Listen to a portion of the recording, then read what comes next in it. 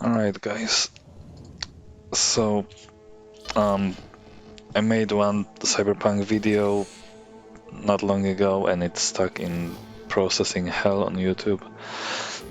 It's 1440p version is like taking over 24 hours already to be processed. So while we wait, I'm gonna make another video.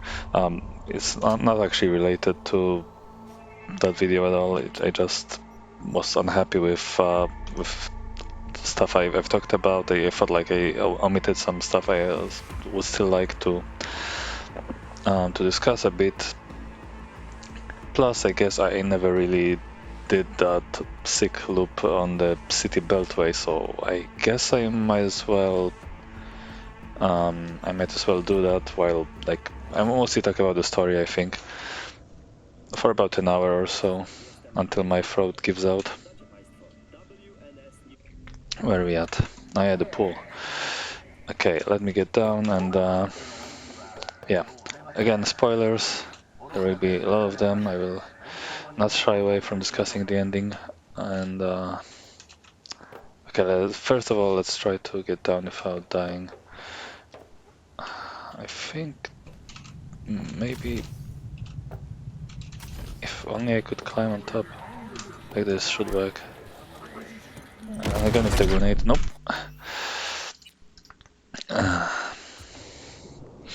Yeah, let's get to the beltway. I should be editing this out, but like I really can't be bothered to put in any effort into my videos. It's hard. Just kind of getting motivated to do anything. Alright, what went wrong? Let's try jumping off the light. Oh wow. Well, turns out the light is actually, how do you say, ethereal, incorporeal. It's not solid. Well, so I guess we're stuck for a bit.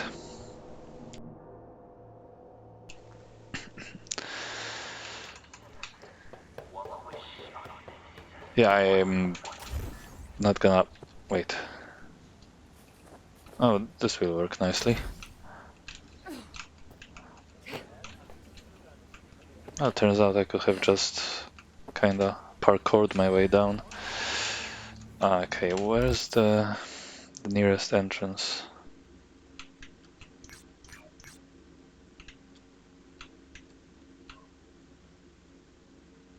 I guess here somewhere. Yeah, that should work. Oh, nice. Now we can... Wait. We can get on there and I can just zone out from the game and, you know, talk about stuff more freely. Oh, well, yeah, okay. Also wanted to show off the RT-46 Buria, or specifically its unique version called the Comrade's Hammer. It's a pretty cool gun. It like lets you penetrate targets, although I don't know if I can do that or if it will have any effect on civilians at all. It murdered one guy, but not the one standing behind him. It's pretty cool in like as a concept. Just have one handheld railgun. It doesn't. I wish it looked more, you know, powerful, but it's.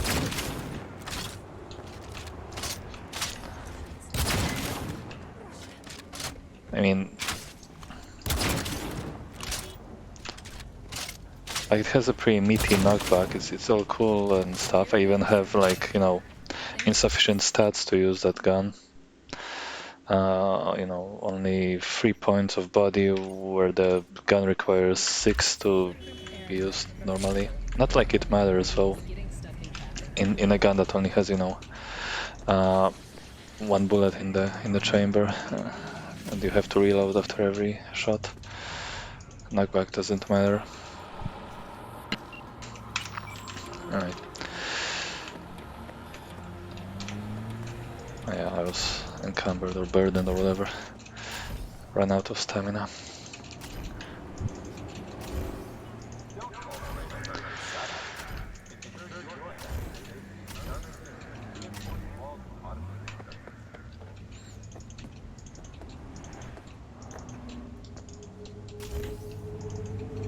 Okay, here somewhere we should find a way up. Oh yeah, I remember now. One of the things I forgot to mention, while on the highway, the beltway, whatever you wanna call it, I picked I picked a fight with some cops while trying to demonstrate how the NPCs, the drivers react to grenades, and I made fun of the cops spawning kinda. By the way, I will trip a lot over cars, I guess. Yeah, I made fun of the cops just kind of spawning all around without warning. Wait, what's this guy tagged as an enemy? Who's that? Oh, that's Tiger Claws. I have never seen that before. I don't think. Wait, can I? Okay, yeah. Flag him. Sorry, I just ate, so I'm pausing a lot to like kind of cough. I mean, muting the mic, not pausing. That's very interesting. Huh. I wonder if I can do something funny with her. What if I restart her optics? Nothing, of course. What if I, fry her using the reset thing?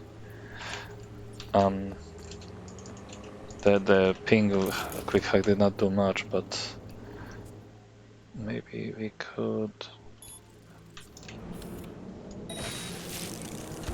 Oh, come on! Don't disappear!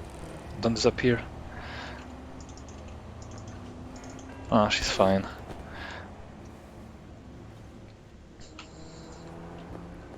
I wonder if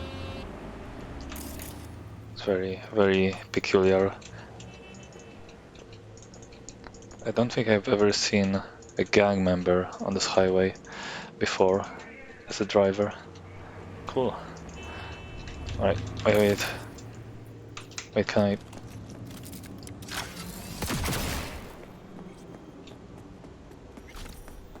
Wow, that was a lot of experience for just killing one person. Weird.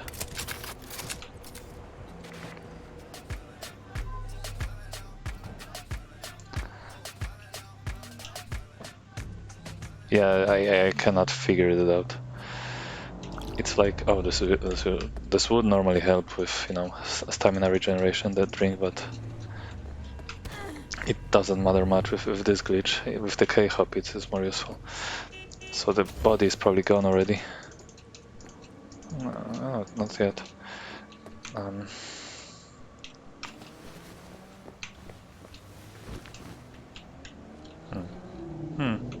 I wonder if... you can deposit bodies in some trunks, but I guess not while the car is being driven.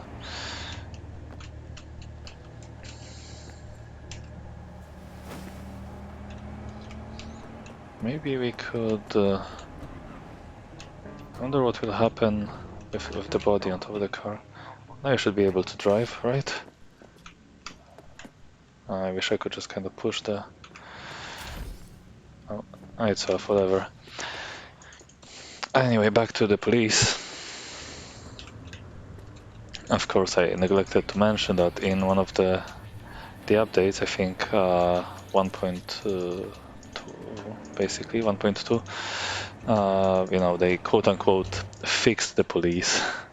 But of course, with a game that was as rushed as this one and kind of poorly coded, the only thing they did was like reduce the ratio at which cops spawn, and they made them spawn in like a slightly higher distance so that it's looks less bad.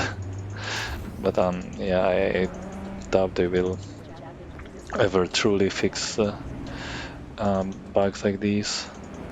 Maybe in DLCs, though, who knows? Like, if there will be like proper expansion packs, then maybe. This area lags like a mother during daytime, while like it's a huge traffic jam with all 4 lanes or both ways filled with cars, even with my computer, unfortunately. not powerful enough. You know how due to the semiconductor shortage we can't get our RTXs 3000 or whatever you call them. I think they call them RTX 30 series cards. Yeah. So yeah, the story. Let's talk about that for a bit. I've already talked in the previous video about how life paths are kind of disappointingly short. You just can't get dumped out of Arasaka as a corpo. I have not played the other life paths. I just kind of showed them on. Uh, I mean, I saw them in like speedrun videos.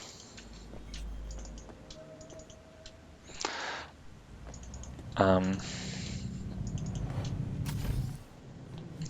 gotta be careful not to fall off the road because like I think not all of the highway has those barriers around the edges. And what happens afterwards is kind of, well, I had an issue with how V reacted to, you know, this misfortune that befell her. And she was like kicked out and had all of her possessions taken away from her. She basically, you know, was undone by Arasaka. Like,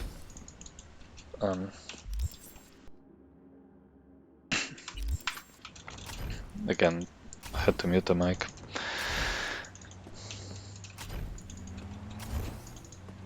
You know, she has Jackie as a friend.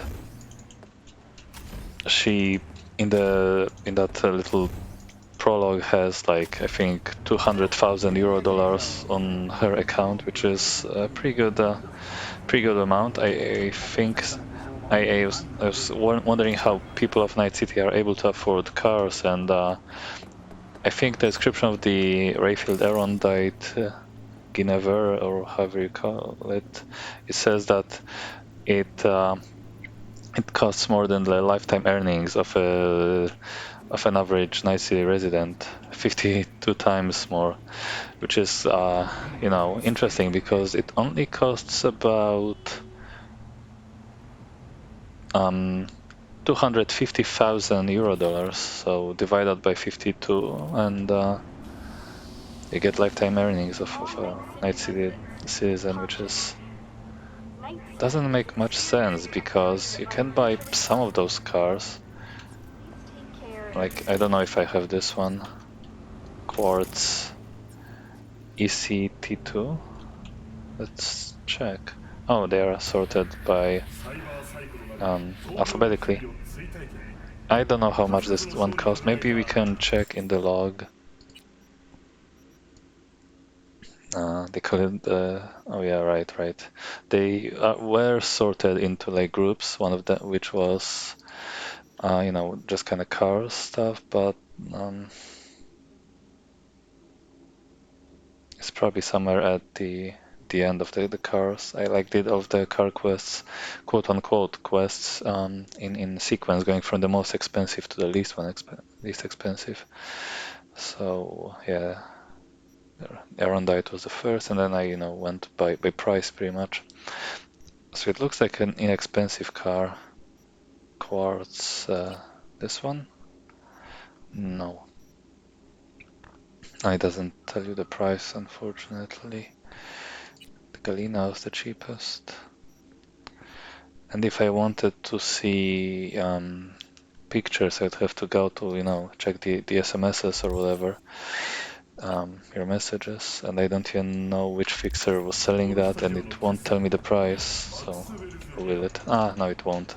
The text you get in the quest log is the same as in the messages, just without the pictures.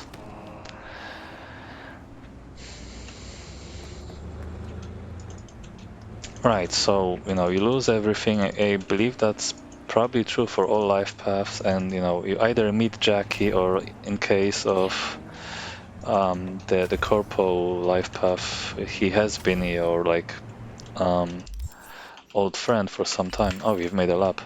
That took a long time, though.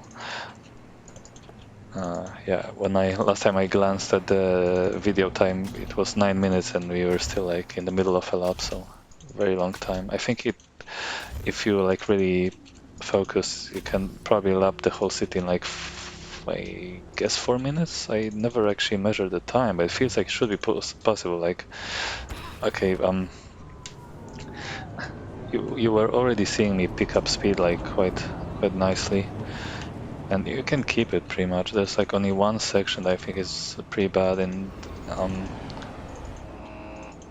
it's really like both ways. Like, hang on,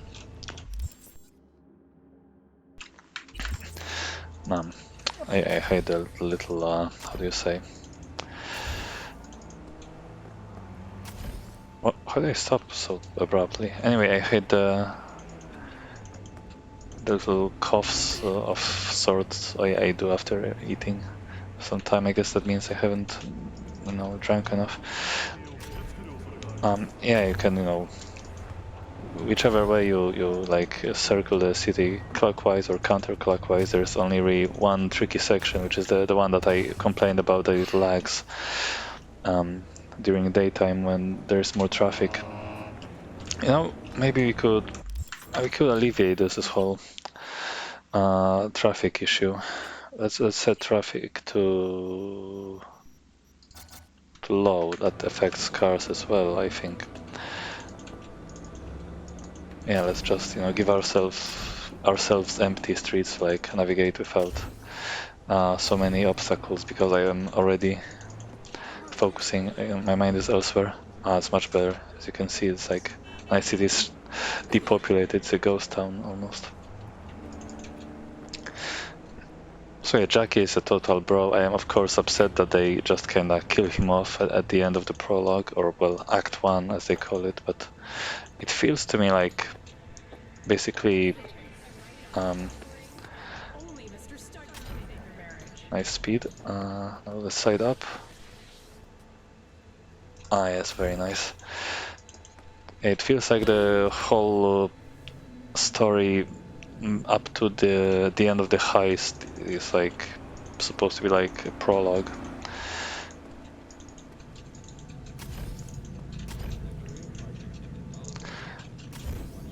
I guess I'll talk about that a bit more later.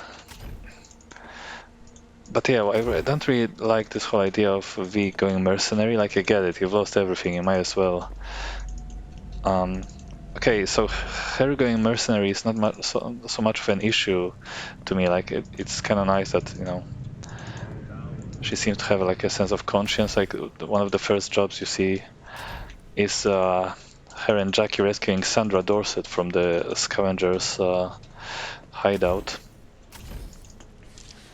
It's a cool quest and all. Like, scavengers need to like hang all of them.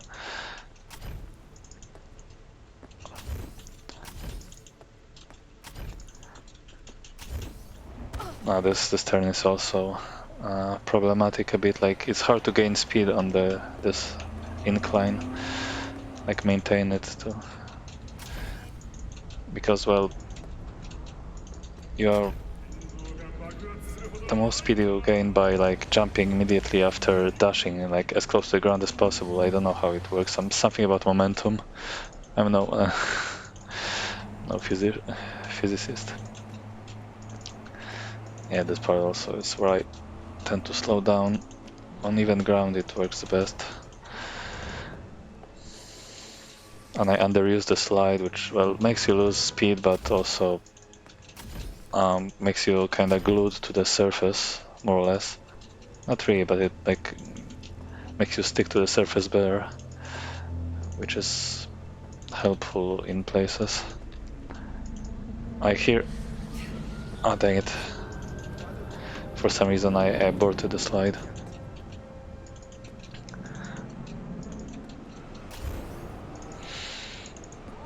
But yeah, then, Dexter Deshawn comes into picture, and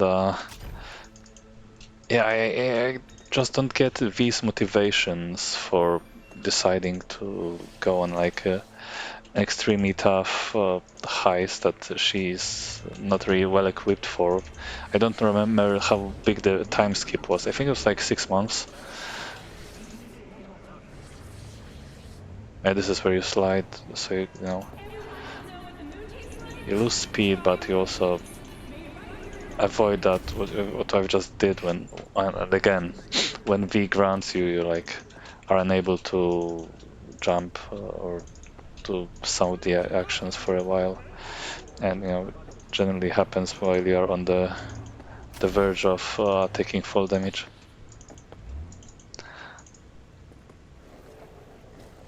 Not enough speed to really slide up this.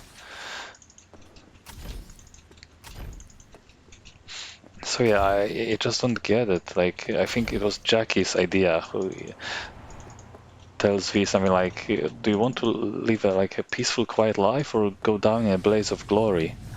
So Jackie is like an idiot. I don't agree with him on that regard. I mean, in general, Jackie is a total bro. I really like that guy. Hence why I was upset that he died. I really dislike that. Oh, that reminds me. There's like not really an Easter egg, but might not know. You can actually try calling Jackie after he's dead. I've never done that myself. I can demonstrate. I really feel like I shouldn't though. Like he will, his voicemail will answer. Well, shows what I know. That's weird. I saw in a video, like I'm sure as heck, it's possible to call him and you know a voicemail will wait for your message and we can just kind of talk to Jackie about what's happening in the main quest. I think what you can say changes over the course of the quest.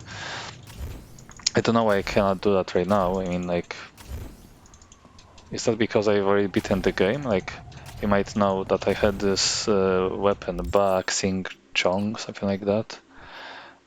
Yeah, this one. You can only get it after beating the game. It's kind of a secret, iconic weapon or a schematic. So that's a proof that you know I've completed the game once. That's like I think the only thing you get for finishing the game. Oof. Yeah.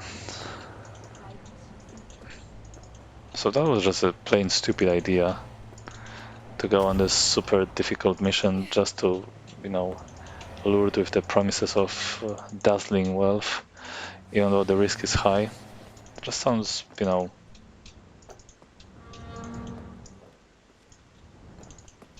just bad, like stealing from corporations. The corporation you used to work for, no less. Like, I get it, you're like kicked because you were already like serving a corrupt executive. Like, I think you were like supposed to take out like a woman named Abernathy who was supposed to be like this very high-ranking, and oh, it's a smooth slide, like high-ranking Arasaka employee. Oh, the van is still here. Oh yeah, I don't have the. No, whatever. We'll light it up. This one should work too. Nice. Okay, let's get the heck out of here. Wait, but first of all, first, let's have a little bit of fun with this gun.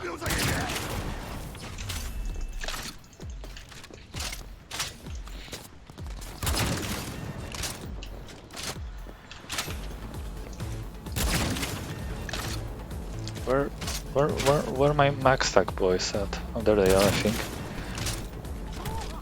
What? It's a good thing you cannot be busted in this game, because if this were GTA, I would already be. Huh. Look at that nerd. Anyway, I'll need you guys to leave me alone.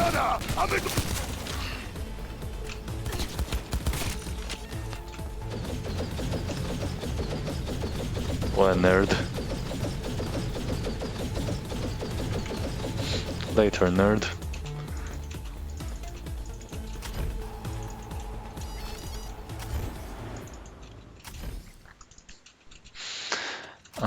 Where was I? Yeah, Abernathy. And the whole idea of like oh my god, I almost flew like all the way into the water. That would have been like a, an instant game load, because swimming in this game it's a major pain. So yeah, stealing from Arasaka sounds unnecessarily risky, and I don't believe that the corporation is all evil. Like, I get it that the setting is like very grimdark, and corporations are supposed to be really bad and all. But like, come on, like Arasaka has to employ like, I don't know. I work in a corporation in real life myself, and comparing it to Arasaka, I'm guessing like, even if like widespread automation, I think it must employ like at least tens of thousands of people. So giving a lot of how do you say, workplaces, and bringing some people out of poverty. As far as I understand, in Cyberpunk, basically you are either dirt poor or you are a corporate. So yeah, I believe that Arasaka must have some good people working for it, who just have a spine and a sense of right and wrong, and just want to live a peaceful, quiet life. Unless the quarantine, the Mega Block 04.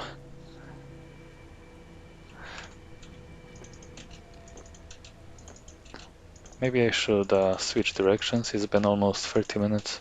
I feel like I will be here for like 2 hours at least, because of how slow I talk. Maybe not. So yeah, I found it very difficult to sympathize with V after she's been killed by Dexter Deshawn and dumped on the junkyard. Like, I mean, she brought this on herself. She knew what she was getting into. I mean, like, yeah, she was betrayed by Dexter. I thought the game would be about exacting our revenge upon him, but you know what happens then. He gets Takamura'd, and yeah. Then the story becomes about the relic chip instead.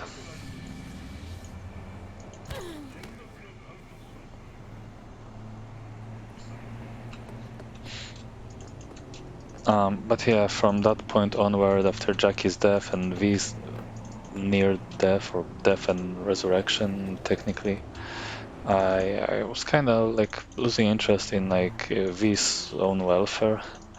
I thought, like, she should have been dead. She was just a petty thief. It was on her for like for being like impressionable enough that she let herself get roped into this crazy, impossible heist by Jackie. Like, as much as I love Jackie, that guy like had some issues. He grew up in like a gang. He was a Valentino. He wanted out, but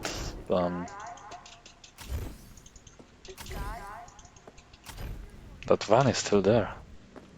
Well, I thought that was a chorus, but nope. Yeah, like Jackie has, had a hard life, but she had, she was at the top of the world. She could have just looked for like a job instead of just going mercenary, or could have at least, turned down, Dexter's offer. But no, Jack was like, Chica, we're gonna make it big. We're gonna be legends of the afterlife. Awful name too for a club. Turns out he made it to the afterlife, but not that one. Not the club, not the bar kind.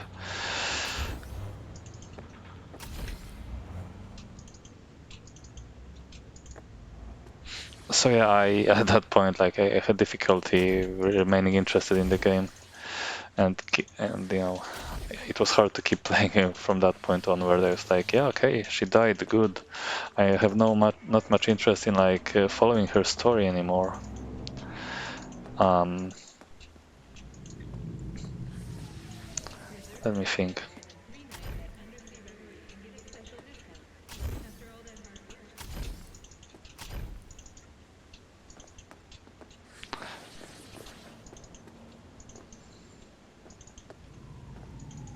Yeah, okay, then the game kind of branches out. You talk to not talk you talk to Takamura in a diner, and then the game kind of gives you basically two quest lines with like a third one that's really unlocked after you've done stuff with Panam a little bit.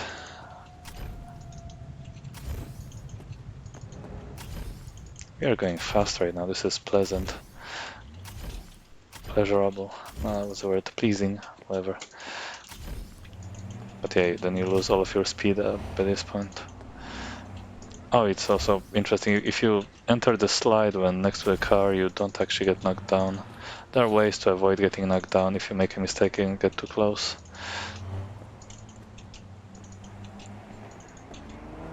But the slide becomes kind of unresponsible.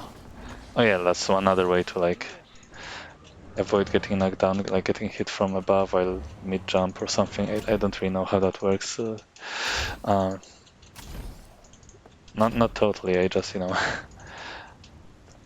I don't have that much experience. So yeah, at that point, Johnny Silverhand enters the picture, and yeah, he makes a really bad first impression. I really hated that guy when he appeared, but I think that's part of the story, right? He was meant to be unsympathetic. Like he is a huge asshole. That is part of his character,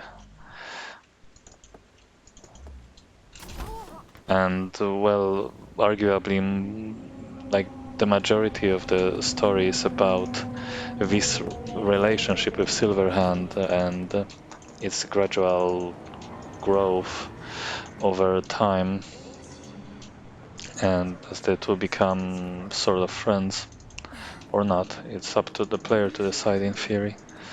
So yeah, you get those three quest lines that are like displayed in the main screen, right? The one on the left is V's basically progress in like V's fame as a mercenary. At 0% she's a nobody, and at 100% she has successfully like surpassed Johnny Silverhand's and Morgan Blackhand's fame. The middle one is like V's relationship with Johnny. Yeah, 0%, I guess they hate each other's guts, and at 100%, you could say like Johnny like basically reveres you as a more than a friend, but basically like the very influential person in his life was like, yeah. And the last thing is the relic chip killing you, as in like suppose both you and Johnny, which is at 0% all is fine, and at 100% you're basically dead, I guess. So obviously this never gets to 100% because that would be kind of illogical. Like you have to be alive for the story to be told from perspective of those two characters.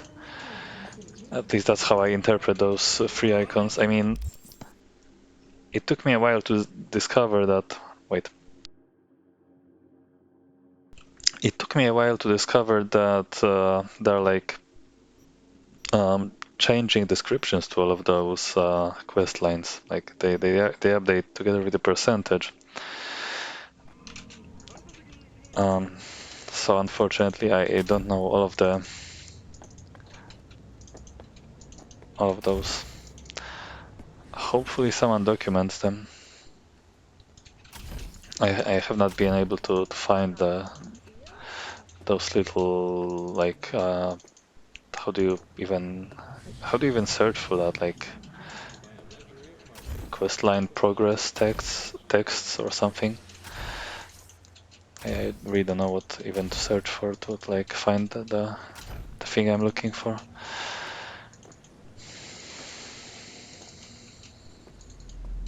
So the mercenary thing is kind of the least interesting of all. You just kind of do stuff, and I guess it goes up on its own. I don't really know what governs um, how many percentage points you get. I wish someone also like documented um, how you increase those percentages. I mean, specifically the mercenary path. Oh no, I'm dead. Well, never mind. But I might be still. Let's see. Oh, never mind. Sometimes the moment you finish the getting up animation, you suddenly regain of the momentum you had at the moment of impact, and that tends to smash you into, oh no, now I'm dead for real. It tends to smash you into like an incline. I don't really know how that works. But yeah, I had once like a funny string of falls when where there was this short staircase that reached from about here down to the level I'm staying on, like just normal stairs for humans, and I triggered like a fall damage animation that continued every step down, but I had a food effect on me, like normal well-fed effect that provides health regeneration, as you can see in the top left corner, and that saved me, but just barely. It was bizarre. Just kind of like it was like V tripping down every single stair in slow motion for like 8 times in a row. It was funny. I find bugs in Cyberpunk 2077 funny in general. Speaking of bugs and how this game is poorly optimized, I think I made it clear in a previous video, but when I was crafting armadillos, that's one press of the craft button just makes one piece of that thing at a time, so you have to wait like half a second or a second, and you have to keep clicking and holding the button to keep crafting. So it's very time consuming, especially when you want to level up your your skill experience or whatever they call it. I really don't know. I'm getting perks, skill stats, attributes confused all the time. Okay, that was pretty smooth. Killed all of my momentum again on this turn. I'm gonna turn around now. I'm gonna try going the other way now.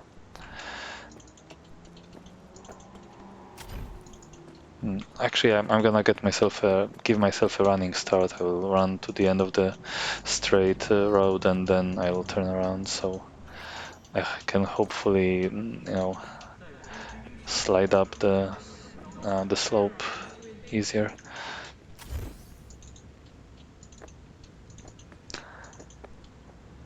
So yeah, a lot of the story is about V and Johnny's relationship developing, and yeah, the mercenary thing. I think the more side quests you do, the more that the percentage increases. That's my guess. I don't really know how you get to 90%. It just kind of happened to me as I did the side quests. It did not seem to be tied to the street cred level, which is easy to farm, or not even farm, but just easy to gain, and kind of only gives you access to more quests and more gear in shops, basically. How does the Oh yeah, sorry, I had to look over at OBS to see if it's still how it's holding up, and it seems to be doing okay. Save for moments when the game lags, when it auto-saves like it just did.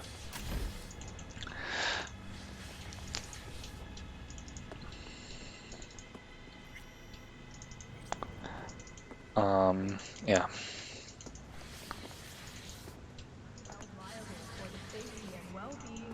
I could try also like going off the the ring and just kinda going where the legs will lead me, just kinda bumbling around and just kinda hopping, just speeding through the city and randomly see where we end up.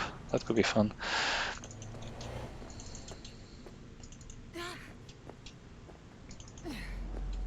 So yeah, I was completely apathetic towards V and Johnny at the end of the prologue or Act 1, technically. I like to call it prologue, but you know, game considers it Act 1. I think Act 2 begins as soon as you talk to Takamura in the restaurant.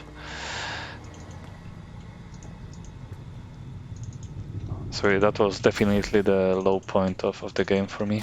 Like the whole heist was pretty cool. I mean, like really cool. Like the main quest is pretty darn neat in general, but you know what? I have an issue with stuff such as where is it? This. You have controls specifically for the Panzer or the hover tank thing, but you only get to fly it once in the entire game. Well, technically twice if you pick the Pan Am or the Nomad Ending. That really sucks. Like, you know, if this were GTA, you would be able to like find uh, a hover tank somewhere in like a military base and just go on a rampage for fun. It really sucks that the main quest is scripted often in such a way that there's a lot of cool stuff happening that does not really. It's not really something you can just kind of organically use while bumbling around, just free roaming or yeah. Also brain dances. I guess cool idea on paper, but like they're nice, I suppose. Nothing special really. They did glitch out a fair bit to me. Actually, well, not really a fair bit, like just maybe once. I got a brain dance to glitch out while scrolling around forward and backwards too much in one of the recordings. But other than that, I suppose they worked really nicely. I think brain dances worked the best in the River Ward side quest chain, while you were playing an actual detective and trying to figure out where his nephew, I think, was taken just by, well, yeah, you were doing a fair bit of detective work. Brain dances were a part of it, but there was also like, you know, going around his nephew's room and where he lived.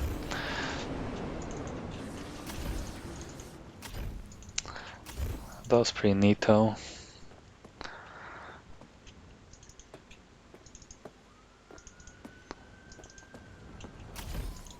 Yeah, I was trying to talk about the main quest and, you know, got sidetracked because that's essentially how I played the game.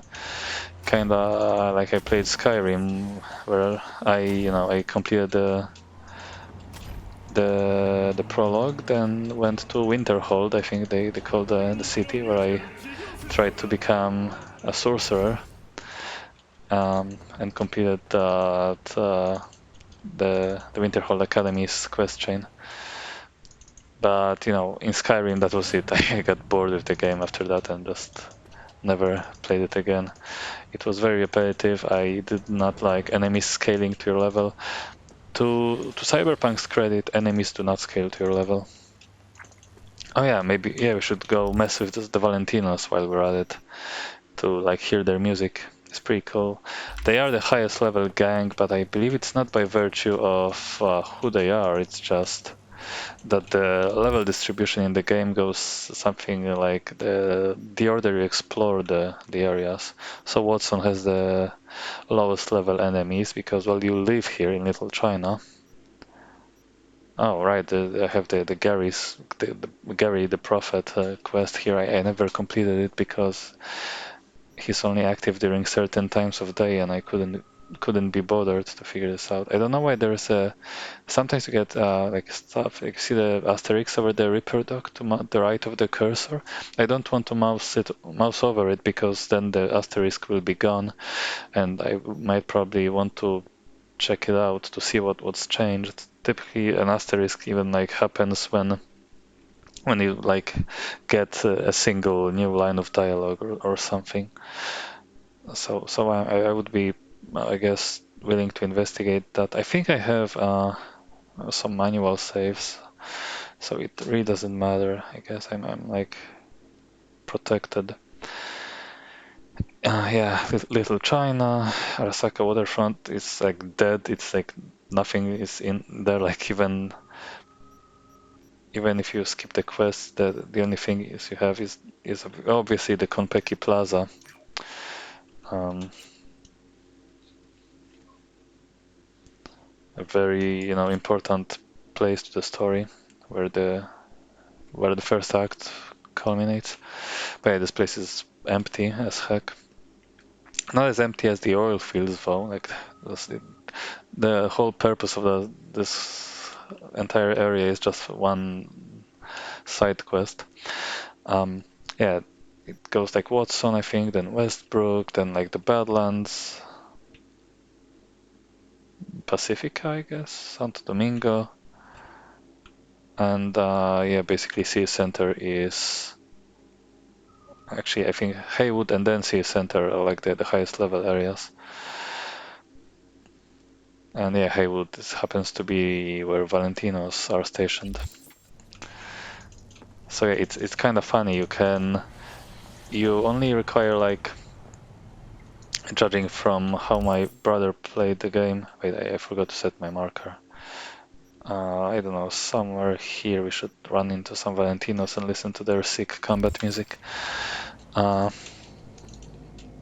yeah, my brother, like I said in a previous video, he did not have that much time to enjoy the game, so he mostly just did the main quests only, and oh, we could pick a fight here. I did not get to show off how. Oh, I can breach protocol. I did not get to show off some other ways um, that quick hacks are broken. I might as well show you another way. So we're gonna install the optical blocker thingy. Also, I want to complain about the hacking minigame. Oh, that reminds me, I was going to complain about game difficulty. It only affects, I said in the first video, it affects enemies' health and damage and nothing else. Like, it would be nice if it affected more, like if, I don't know, made this minigame harder, but actually don't make it harder. If you have played this game as much as me, then you are dreading this thing. It's like, I I picked all of the perks I could to make it easier because, like, screw this game, this mini game specifically, like, just too much. So anyway, it's also completely busted. Like, the timer doesn't start until you pick the first symbol, so you can like examine the whole board, like plan your movements in advance, and like go bam, and it takes you less than a second to complete. Um, Which is fine. It's not like a competitive game. This does not have to be fixed. It's just like a small like pattern matching video, not video game, but a mini game. Also technically a video game, but you know what I wanted to say. You know what I meant. Custom glitches on UI may appear based on this analysis document. Something. I've never read that little thingy. So yeah, optical blocker is completely busted. Let's Now let's flag all of those guys. You don't have to do that, but this is how I typically play it for the game. It is extremely slow. And yeah, just basically, you know, Goomba stomp them.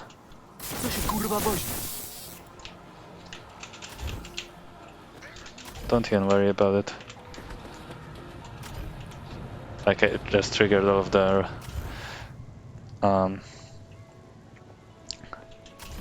optical thingy. Oh, they are alerted because of they spotted the body. Who are they, by the way?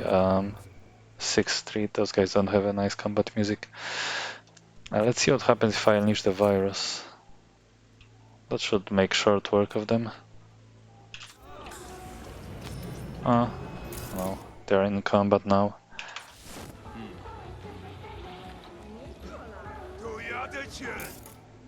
Come on. That did nothing. Are they immune to poison? They are, in fact, 15% vulnerable. Okay, now they don't know me. Wow. Also, banging J-Rock music. That's not really J-Rock, it's made by the in-game band Ass Cracks. Nice name. Playing from this place, possibly. So yeah, they are making a fool out of me for some reason. It's called Contagion in English. Does nothing. Okay, this is very bizarre what's happening right now.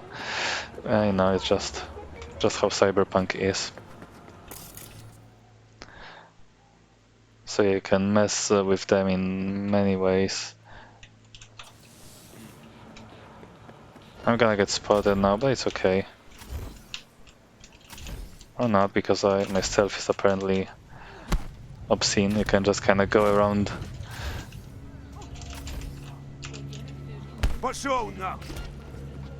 I don't know how they are not able to see me, but I guess. Oh no. Yeah, that's just completely. It's really stupid. Can I use Contagion now? Nope, doesn't work.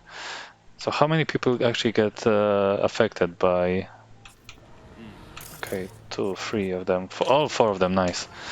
So yeah, 20 seconds just of stomping them. If I still had sneak or stealth to level up, I would be getting absurd amount of experience for eliminating people with this aerial takedown. And those 2 guys. Well, never mind.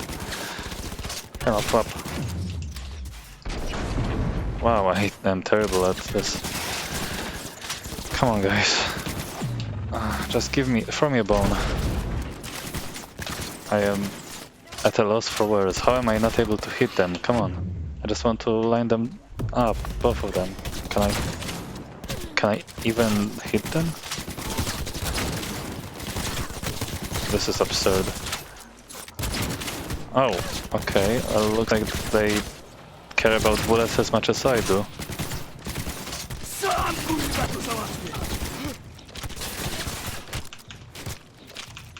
You wanna fight, man? I died. Okay, I see. I've met my match. I've met my match. I let them leave. You know, people that tough, you don't want to mess with them. Oh, we've been on top of this block in my first video. So yeah, I showed off another way how quick hacks are broken. Like, you see how stealth becomes a joke. I mean, if you were more careful, then you could even do that thing where you sneak behind someone and press F to grab them and, you know, take them out that way for maximum stealthiness.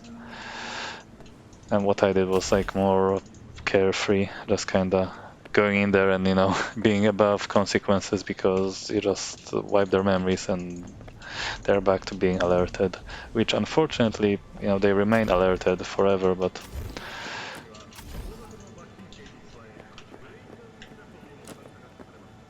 it might not matter to you. Some missions I tried to do without even alerting enemies, which was like a pain in the butt, and took a lot of time. So yeah, to city center we go, or Haywood actually. And yeah, a lot of this game is just kind of bumbling around, murdering people. Like at the point where the game opens up, you talk to Takamura, you can do the main quest or just do side missions. So what did I do? Oh yeah, I'm here already. Whoops. I need to find a way to get off.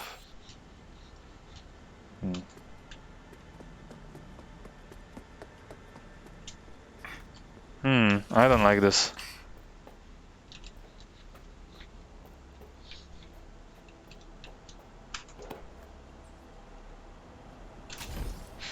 Okay, that's better. Now we should find ourselves some Valentinos to kill. I mean, fight.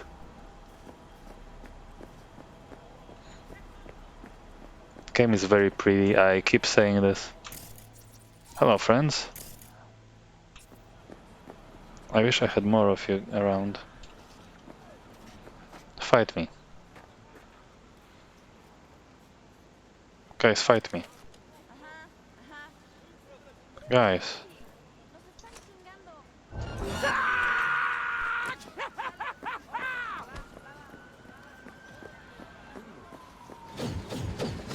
Are you fighting it?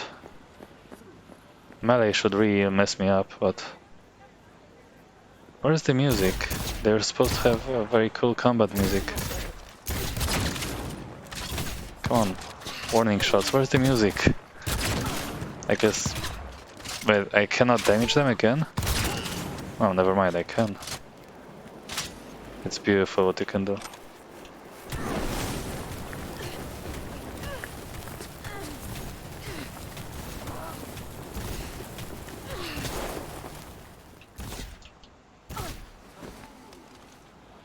I hope this is not like copywriting music that I cannot play because I disabled it in the settings.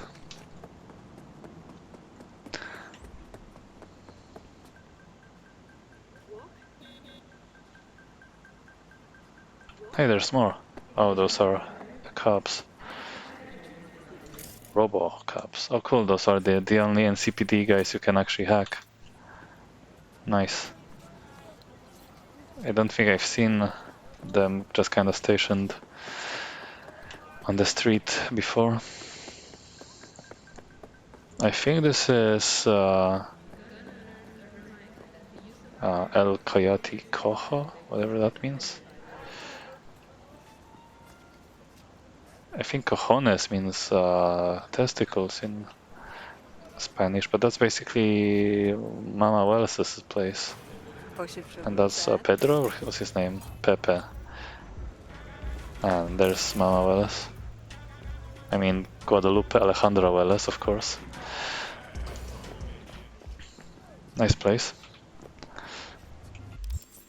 You know what's weird? You have this whole in-game, not really wiki, but a database tells you about anything and everything you might care to read about the basilisk, the panzer, weapons. I mean, it's like you can also sort them into categories. Eurodine's mansion.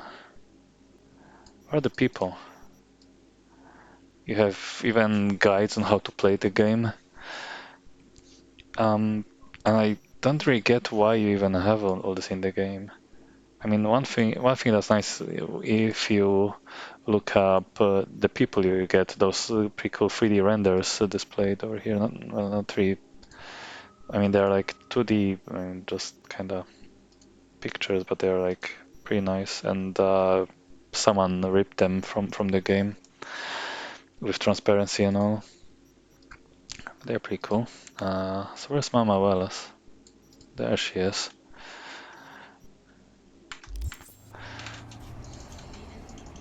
It rubs me the wrong way. I don't really know what the point is of even having that thing in your game.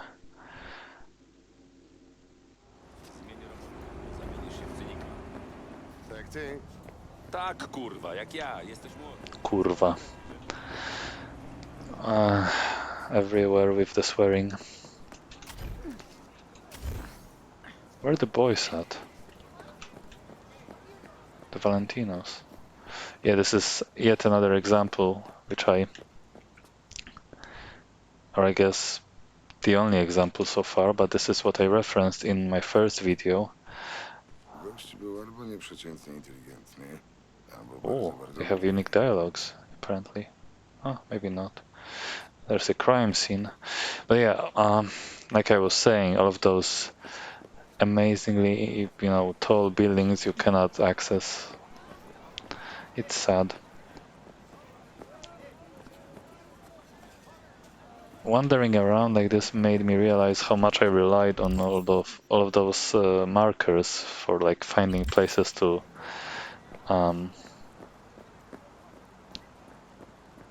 beat people up basically and steal their money. Can we fight?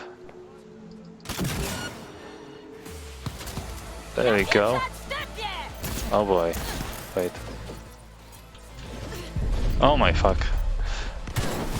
Please don't vape. Okay, no. Need to turn up the music so I can hear. Wait, that's not the kind I was hoping for. That's not the Valentino's combat theme. That's the 6th Street, I think, or the Militech music. Weird. That's not right. I have to check something now. So is their normal combat music copyrighted?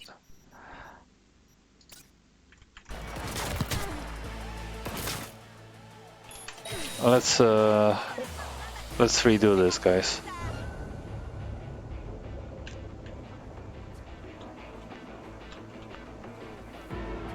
Oh my god, it's been an hour already. Yeah, I take my time. Wait.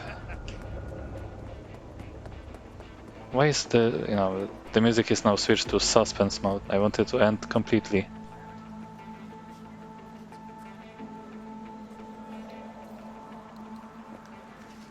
I think it will end momentarily. Yeah, there it goes. Hey guys. Wait. It's that thing again. I think I just need to find another pocket of enemies. This is really weird. Actually, I'm gonna keep copyrighted music off for now, and just try to find another group of enemies to bother. Maybe here?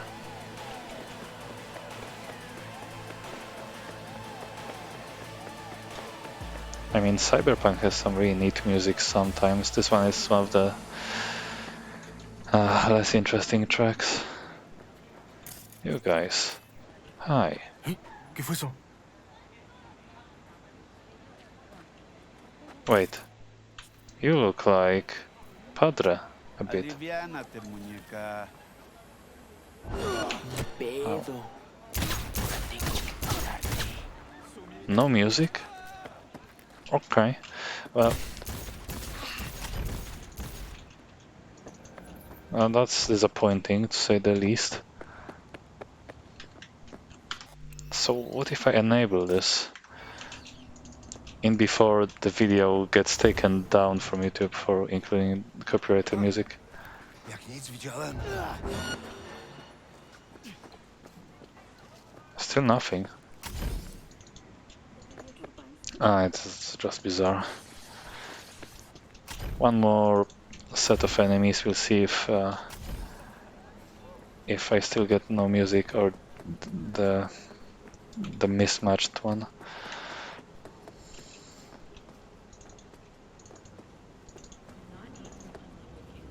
Alright, looking for trouble.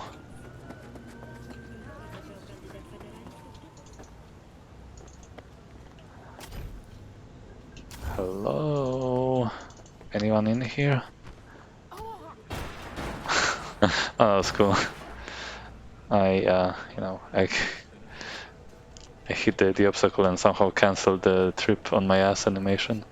Also, physics are happening right now, guys. Look at it go.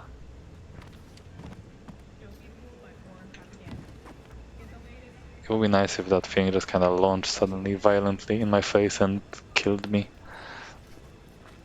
Or that person.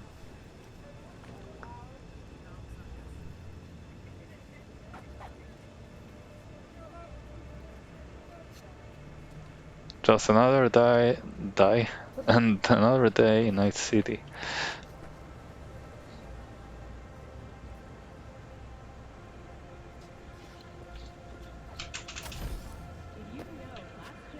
No, nothing funny is happening.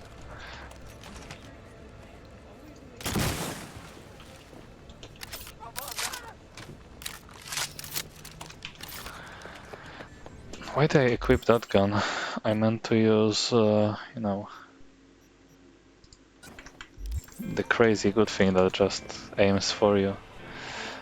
And is very quick fire and decimates.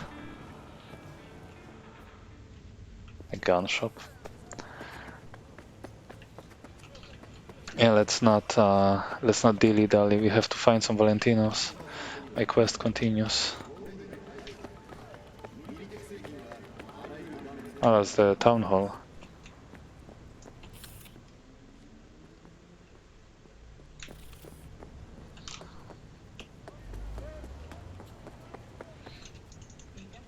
Hmm.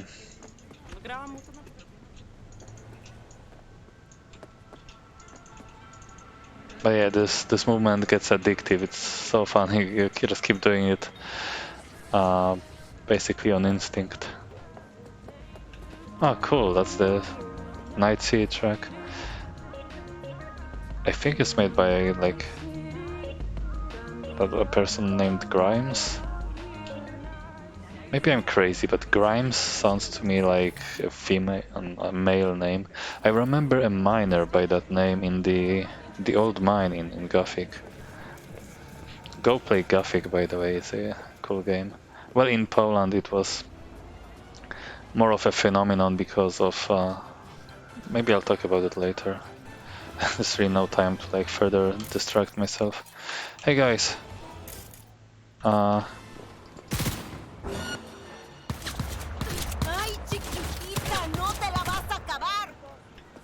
Again, the cool music doesn't play. Well, that's like, I just don't get it. I probably need to reload the. Yeah, that's actually.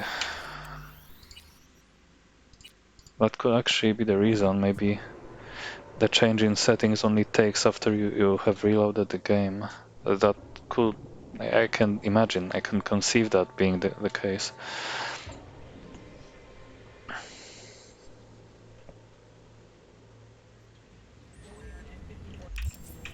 Oh, literally O. The O key is how you access the inventory. I keep pressing I because I think that I is short for inventory, but it just kind of takes you to this general screen with like quest progress and everything. Yeah, I'm not enjoying this hunt for the Valentinos and their music. It's seriously distracting me from what I was trying to say. Hello. Pokażę ci, co to doświadczenie. No, you won't.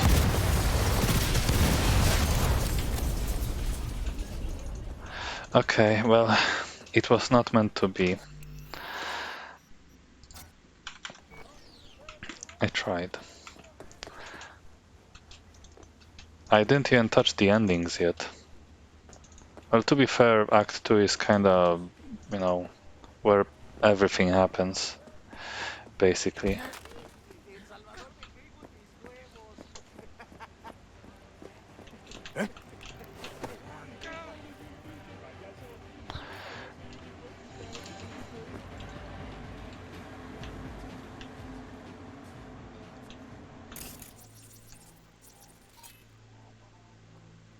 I've gone into Predator mode. I just want to make them all die really easily to, you know, to Contagion, because you can do that. Alright, the most optimal way would be 5, 5, 7, A, 5, 5, 1, C, 7, A. So basically, like this. Okay, this should work. Yeah. Cool. Now, unleash the virus. Haha, Corona joke. Do you guys have any beer? We can pretend it's Corona. Doesn't look like beer, but good enough. Yeah, anyhow. Yeah, let's just kinda zoom around and see where that takes us. Yeah, Panam quests. I mean, they're cool. Judy quests also. Not much I have to say here, I guess. Panam I didn't like so much at first, but again, that's something I talked about in the first video. To the project tends to make all of the characters into huge douchebags, and Panam's well, brash attitude at the start. Like I compared the Polish and English versions, and in the English one, she's you know, she's kind of short-tempered, but not outright rude to you. Whereas in the Polish version, it's she comes off as more unpleasant. So she again was another character that left a bad first impression on me.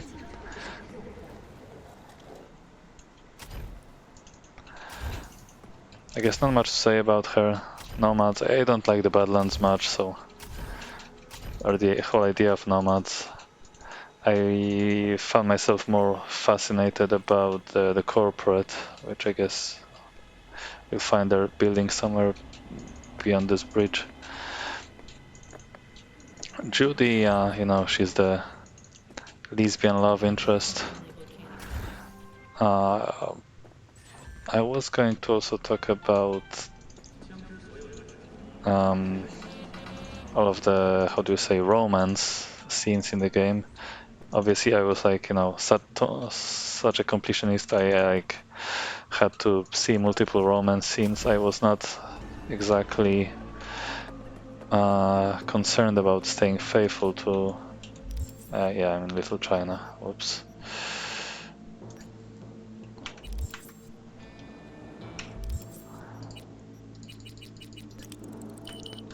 Not concerned about staying loyal to River, which I was kind of.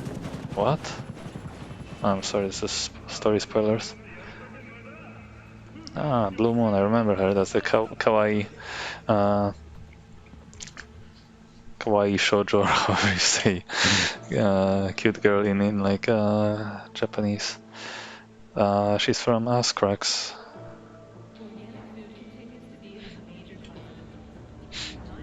Yeah, I remember that quest. That's one of the last things you can do in the game in Act 3. You can interact with Ascrax. Oh, nice. They want to show me around Tokyo if I ever get there. Yeah, I wish. I wish. Too bad I'm dying.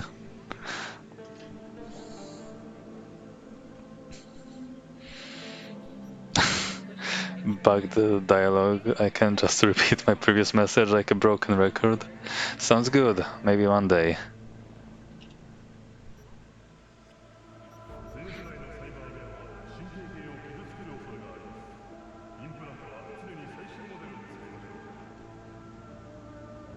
What the heck is happening?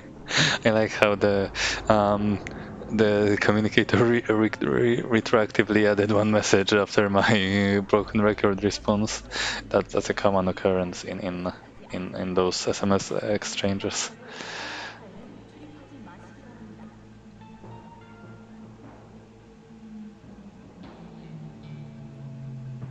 I have no idea what the original dialogue V was supposed to send here was supposed to be about. Yeah, take them with them. I winky face. I don't know what what we are even talking about, but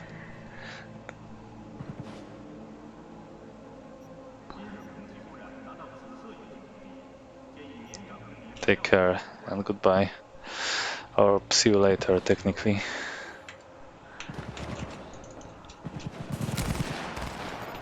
Hey, stop it! Well, what the? What are you guys doing here? Wait. Ah, come, let me block. Yeah. Suko. Kimoi. In Japan, do like Japanese do, right? We have to speak Japanese. Something, something. Oh my FMO. You know, enough of that. Or not. Oh, that was a nice dodge. Jeez, he's gonna break my bones.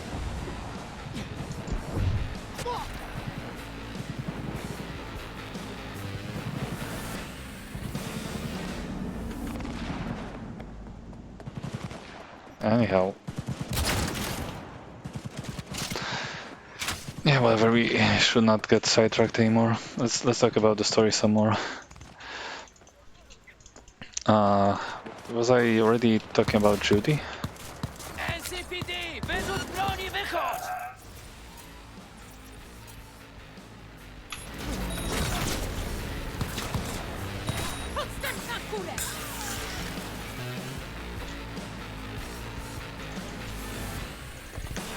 I think so, right?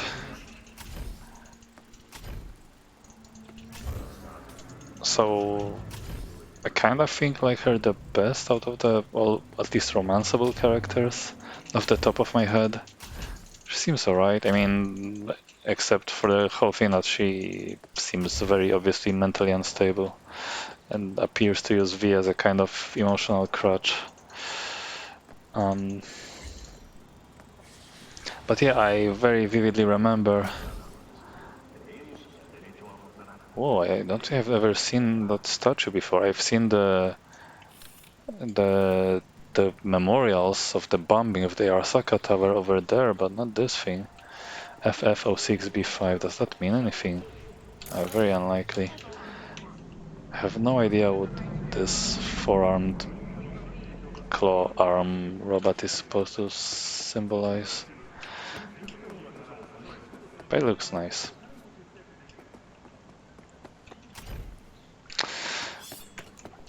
So yeah, I remember very vividly that during preparations for the heist, Judy is like, I look at you two, referring to you and the femme fatale. What was her name? You know, her love interest. What was her name again? The one that, you know, has a very poor fate. She gets used by fingers and then sold to scavengers. Evelyn Parker, that was her name. Now I remember. Yeah, she looks at you too and she says she sees two dead women. And yeah, she was completely right. I was like, I was sharing her like fears that this will all go tits up, and sure it did, of course.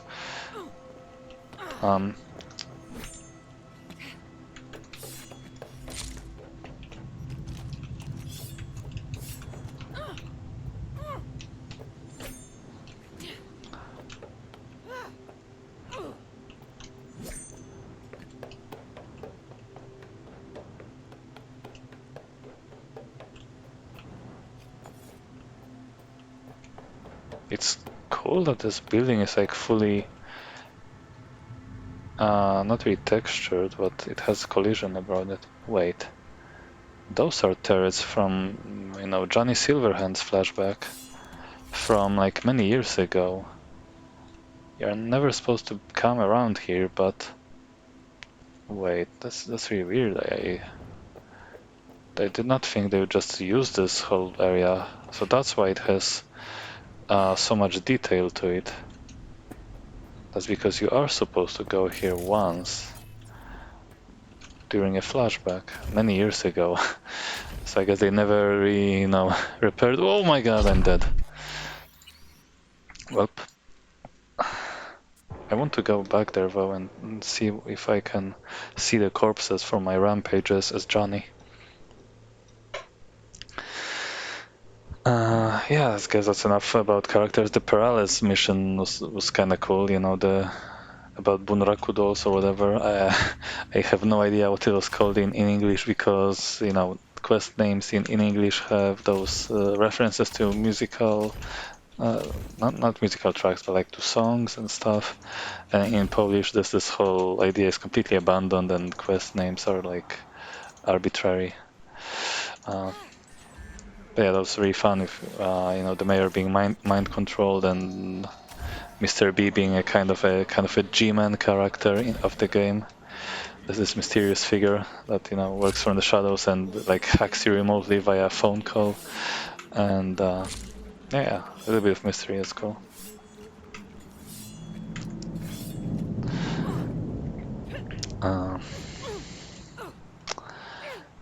Yeah, some of the missions were really a pain in the ass, like the dancing on a minefield mission, because I was...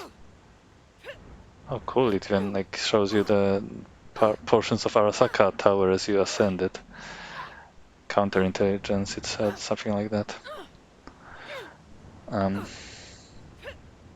I wonder if you can actually access the inside of the tower from here. Like this looks like a hangar you could enter.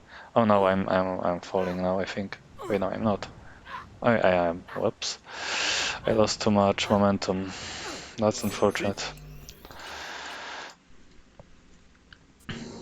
If you move around too much, you just kind of, the flying is very limited in this game, unfortunately. Not like in Gothic where you can like, Gothic is like, it's one of a kind. It's like can be broken in so many ways. It's really fun. Where was I? Yeah, the paralysis mission. Fun, even though you get no resolution. Bit of a mystery. Yeah, I was talking about the minefield mission where I was like very compulsive about defusing every single mine to level up my hacking and tech skill. Because with tech skill I had, do you press P? Yeah. I didn't even get up to maximum, but I didn't realize until later that you can level up engineering the fastest by shooting people in the head a lot through walls with tech weaponry. Sometimes you get this weird combo effect where you get exponentially more points if you like kill people fast and with headshots and through walls, but I was at the point of the game where I had exhausted all of the like police scanner places and I wasn't going to look around to find more.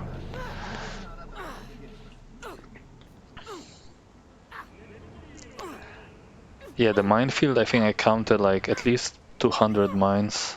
It took me hours. I just kind of put on a, not a podcast, but like a whole audiobook and just kind of kept listening to it while like absent-mindedly walking around and defusing mines one by one.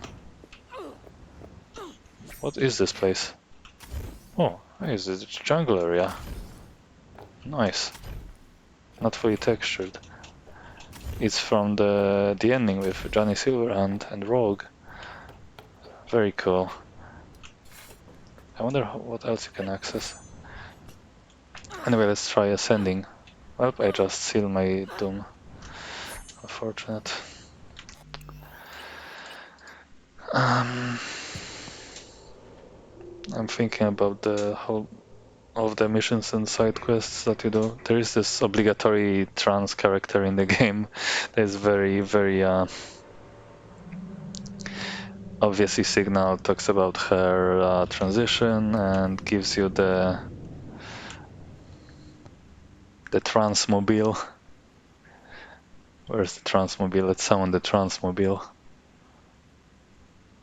The beast, I believe.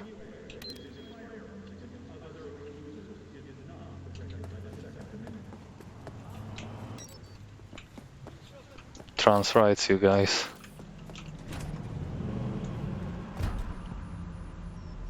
Trans rights. She's very, very, serious about representing who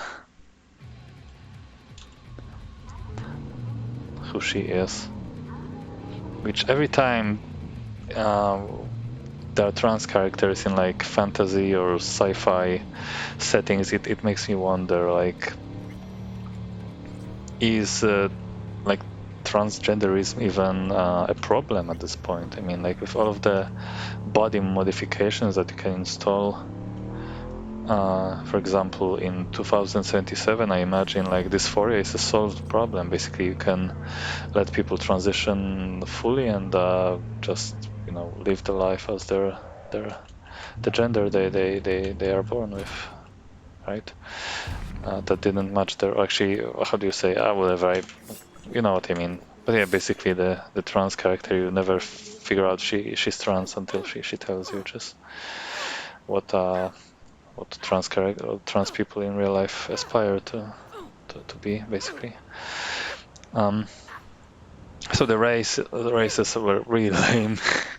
In part because like I was racing with the Caliburn, which I stumbled upon completely on accident while wandering around. You might know that the Caliburn, the apparently the black one is like a Batman reference. Apparently, you find it in a cave after you've done some quests.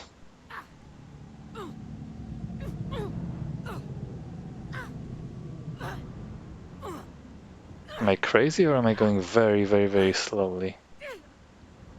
It's hard to tell. Now I'd say I go quite fast. Okay. Now, don't die.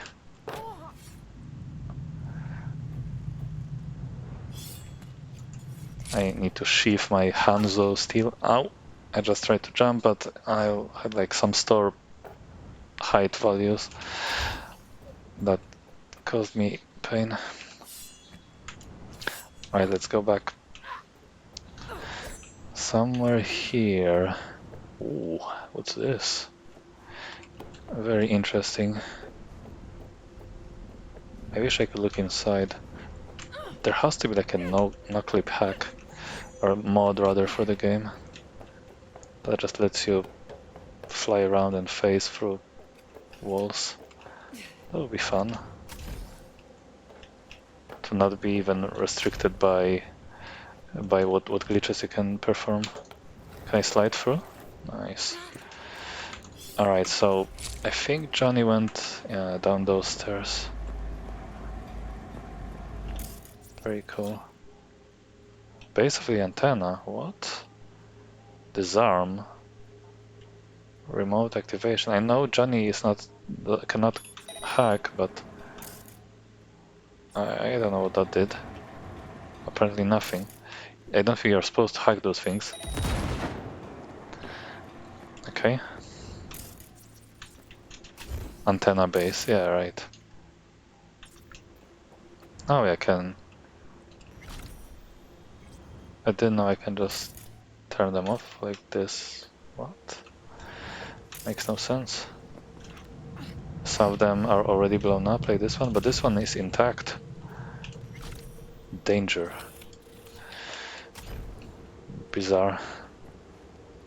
So that's still within the tower perimeter, but there is this deadly drop. It would be nice if I could come in, but I don't think I can. Very sad. It doesn't look like I'm able to come through here. If only I knew how to glitch through doors. There should be a way to do that. Like people made, people found a way to get back into Konpeki Plaza, which is how why I am wielding this iconic sword in the first place. Because at the time I was so oblivious to how the game is supposed to work. I was like skipping items left and right. Um, yeah, where was I? Trans character Emily was her name. I probably have her phone number. I don't think it was Emily. Claire, that's her name. Of course. So how am I supposed to go back now? Can I launch myself? Okay. Yeah. Let's try doing this. Yeah, it doesn't negate all fall damage, only fatal ones, so that's good enough. Huh, Mirtek. Inferior. We have a bigger building. Alright, so I have to be very careful not to fall off. Oh my god. Oh no. Oh fuck. Oh no. Well, at least I'm not at the top.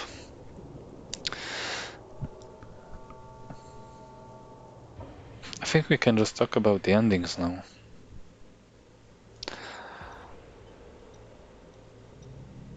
I mean, Act 2 is basically the whole game, the whole goddamn game.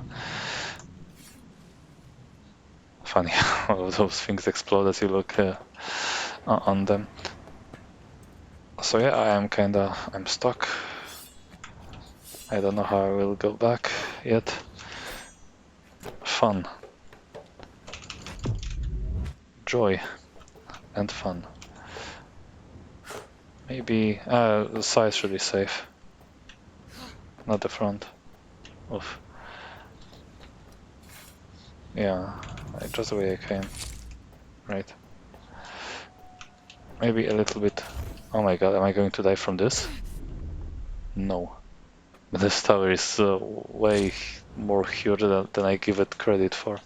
I guess this is the room you enter as Johnny in a flashback, where you hack into stuff. Night Corp has its own building here. Ah, interesting. I don't remember what they do. Cool looking neon antenna thingy. Sweet clean speed, because life is too slow to be fast. The other way around. What? Too short to be slow. Actually, is what the... Ow! Just try to jump. It's a long way down. Now don't ram into a building, and we should be safe. I mean... There we go. Ah, here's a little secret. We shall never forget. I think it's around somewhere around here in the memorial. You never really visit this place during any quests, although if you are looking to find all the graffiti, then there's the tower. But there's a little thingy. What? I have no time for this. You can go in here and get a list of the deads, which are actually, you can see of those a lot of the Polish names, basically game devs for sure. Michał Burnetko, Andrzej Burek, Krzysztof Burzyński, Maciej Caputa, Wojciech Haliński, Anna Czaplińska, and so on. I don't recognize any of those names. Those are cut off because, you can't have Cyberpunk without all of those little quality failures. And even more over here.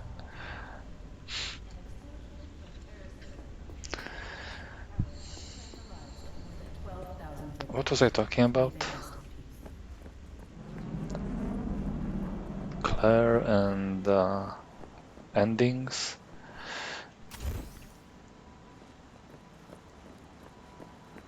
I was concerned about getting down, and I did.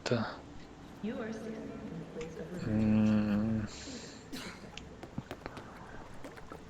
So yeah, obviously V is supposed to be on borrowed time, only has like a few days to... Sorry, a few days to like get the chip out of her head, but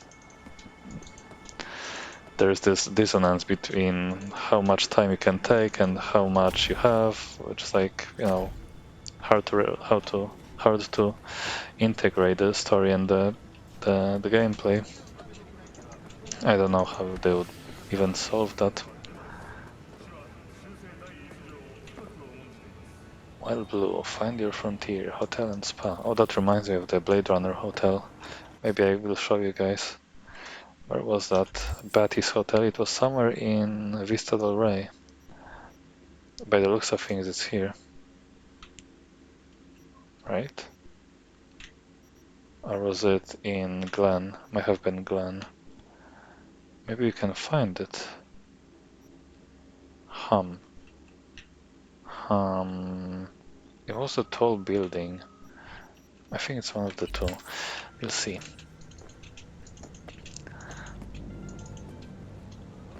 So yeah, someone pointed out that Johnny's relationship with V develops unevenly, that he...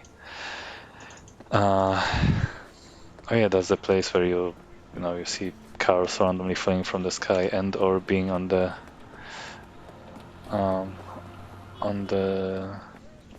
thing, the pavement, the sidewalk, not the sidewalk, the asphalt. Where's Batty's hotel? That's not it. That's the Mega Block.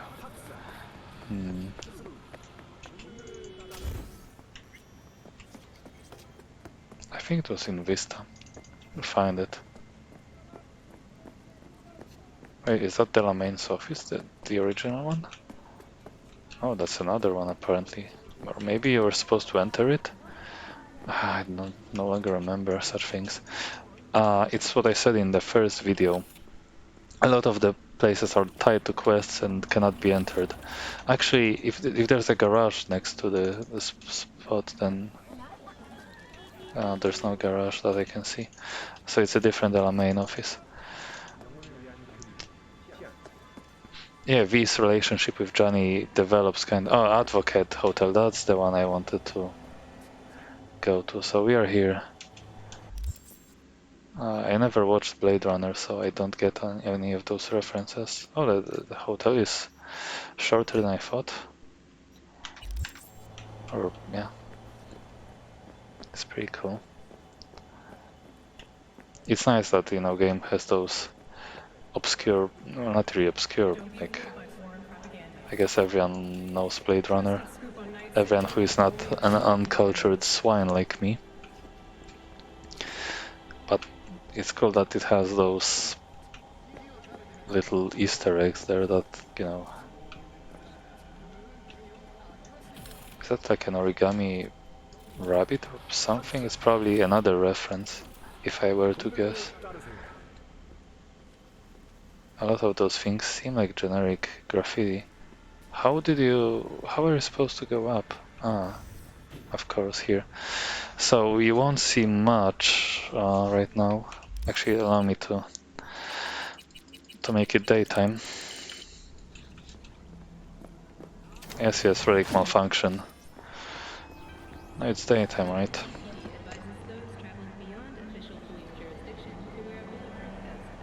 And we are dying, having our brain overwritten. Is that the new USA flag? It could be. Of course, Night City is like a corporation-owned city that's like outside any country's jurisdiction, I believe. It's like Arasaka owned, pretty much. So yeah, as we go to the rooftop, you'll see weird things happen to the clock. Let's go to the terrace. Well, there are 42 floors. It did not seem that at all.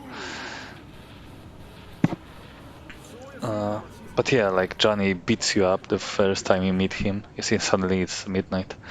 Weird stuff happening. And it should be raining by the time we get to the top too. I don't know if that always happens. Look at the weird effects of this. Wait, what? Oh, I thought those were like sun effects, not a thing flying over. Does it always spawn as you come up here? I think the first time I went here, there was also like this. Like, what's up with the spotlight? It's so bright. I think it's scripted to happen. Like this thing is. It doesn't even show anything while you scan that thing. I think it's part of the Easter egg. Like, look at this hugely powerful, amazingly blinding light. It must be a part of the Easter egg.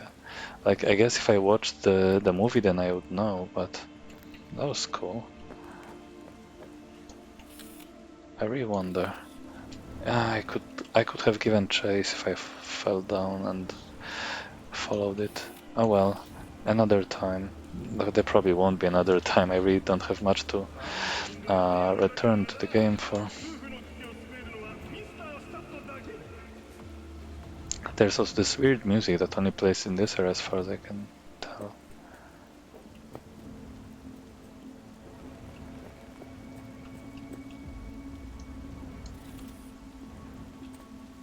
This is I saw comparisons with the scene from the the movie. I should watch that movie actually. The original. I only saw the the reboot, which was like It did have a real human being as the actor. What was his name? What was the real human being's name again? The Drive guy.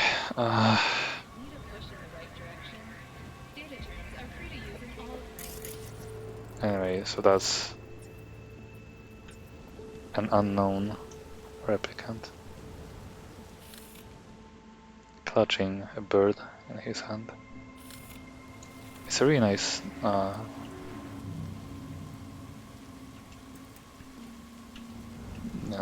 nice looking scene. I would like to see it in the movie itself to like get the context. Like tears, yeah. That's referencing the dialogue. Gee, I keep getting sidetracked. Anyway, yeah, Johnny's relationship with V. He beats you up the first time he manifests in like your vision, and then he's like, actually I don't want to kill you. Like when you go to the to Tom's diner to talk with Takamura, which made me instantly suspicious of his true motives. It seemed very disingenuine, like he was just using me. So now we get rain for like 24 hours or so. Which is cool. You get a way in the game to trigger rain to fall. A guaranteed way. Which is nice because it does not rain very often in the game.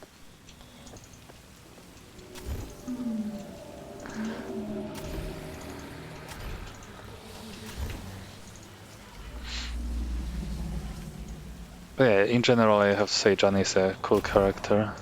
Kinda. I mean, like, he's a huge asshole, don't get me wrong. He's also an idiot. And the man-child who's like single-mindedly obsessed about like sticking it to Arasaka and just pushes away everyone in his life for some unfathomable reason. But it's nice to see him gradually turn around over the course of like side missions. He does get a lot of like dialogue in like side stuff, and some argue that you're expected to view Johnny's and V's relationship evolve over the course of side quests. I guess, I don't know, it's like it's the way I played the game, so I don't really know how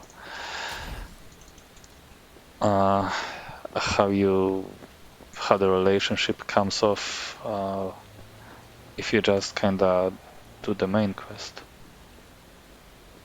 The rain looks kinda artificial if you look at certain angles, which is too bad.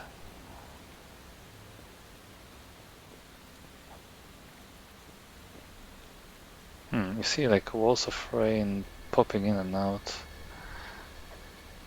In general, it's an okay effect, I guess, except where it cuts off suddenly like this at some level.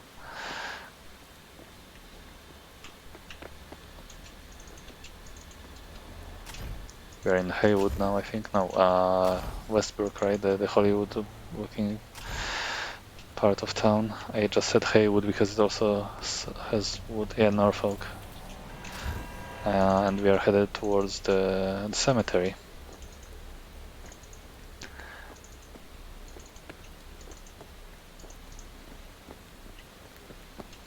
Yeah, Johnny's story was nice. Also with regards to the optional side quest you can do towards the very end of the game. Who was Jenkins? Ah, here lies Evelyn Parker. The remains of her. It was nice that in the third act, which like some people even don't know it exists because from the main quest, from the main quest's point of view, it's just the final mission over here, for whom the bell tolls, which by the way is the name of a completely different mission in the game, although it's also one of the final ones. In the English version, it's called like Chopin's Nocturne or P55N1 or something like that. I don't know what that stands for. It's like it was nice that you could like actually do stuff with Johnny and then his band and meet Kerry Eurodyne and all of those people and just kinda organize one more concert and let Johnny play, and it's just, it's like it's the little things. Like I really got to like trust Johnny a bit after he literally saved my life after I passed out at like where was that? I think it was this hotel in like the Badlands, and seemingly died, but he got your back, and that was the moment when I started turning around for Johnny. Previously, I would be very dismissive of him and kind of hostile, but that quest chain kind of humanized him for me. I realize now, looking at the time spent in the recording, as it approaches 2 hours, that nobody will ever listen to it in its entirety, but I guess that's fine. So then you get to, Johnny's grave, and it's kind of really touching moment when you discover that it's basically nothing there. That throughout Johnny's life, he sure became a legend of Night City, but he pushed away everyone he ever cared about and ended up basically in an unmarked grave.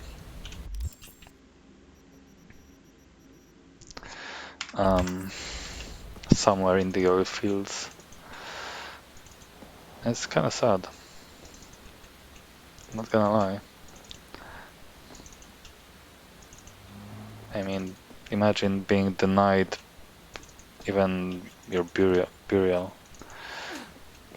That's kind of, reminds me of the Nuremberg trials, where the high-ranking Nazi officers mostly were like famously tried in like show trials, and they were all hanged basically, or hung rather.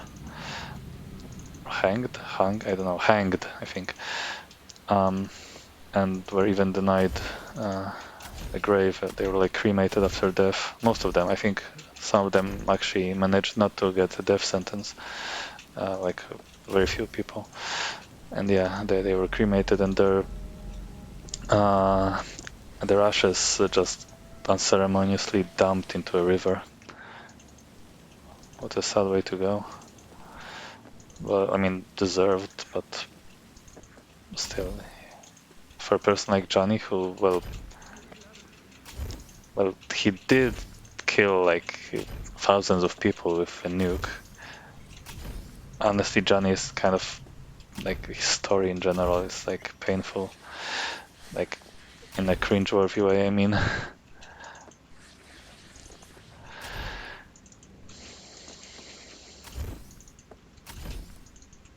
I mean, this whole story about Alt Cunningham was apparently part of the Never Fade Away campaign for the tabletop version of Cyberpunk.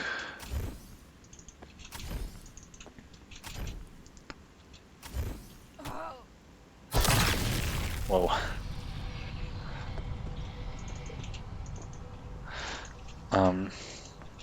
I did not like that story particularly because suddenly you get hired thugs who kidnap Alt Cunningham, Johnny's girlfriend, by the way, who he has the most awkward of relationships with. You know, they have sex and you have to sit through and watch them go at it, and then like immediately they have like this weird.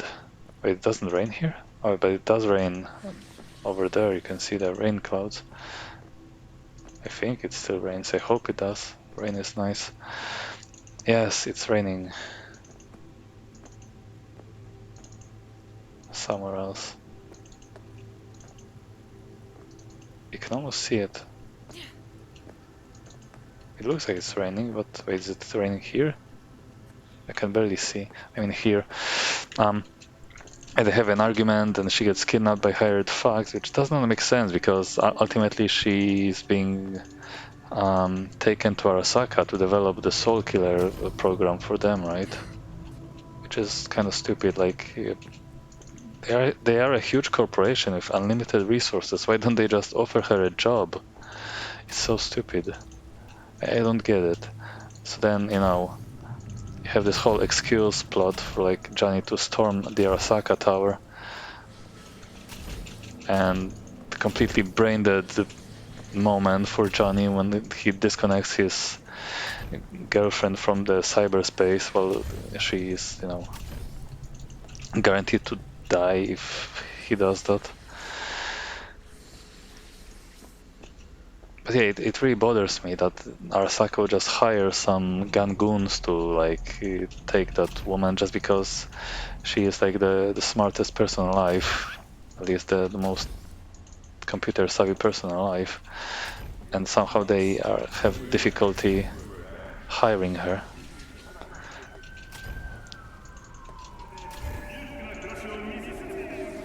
Which leads Johnny to raid the Arasaka Tower not once but twice. The second time is allegedly to free out from like Arasaka systems or something. That's basically the idea of Operation Firestorm.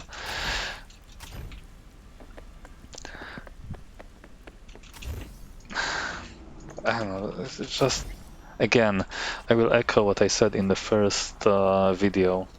Someone said this game is like the next Deus Ex, like story-wise, it's definitely not. It's just so completely stupid at times.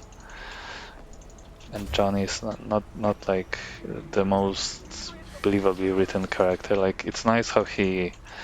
Oh, it's not raining anymore. Ah, dang it! I need more. Hook me up with more rain. I need it. Where was that? It was like a surprisingly short building, and it was like in yeah, it was this Congress and MLK. Let's get there.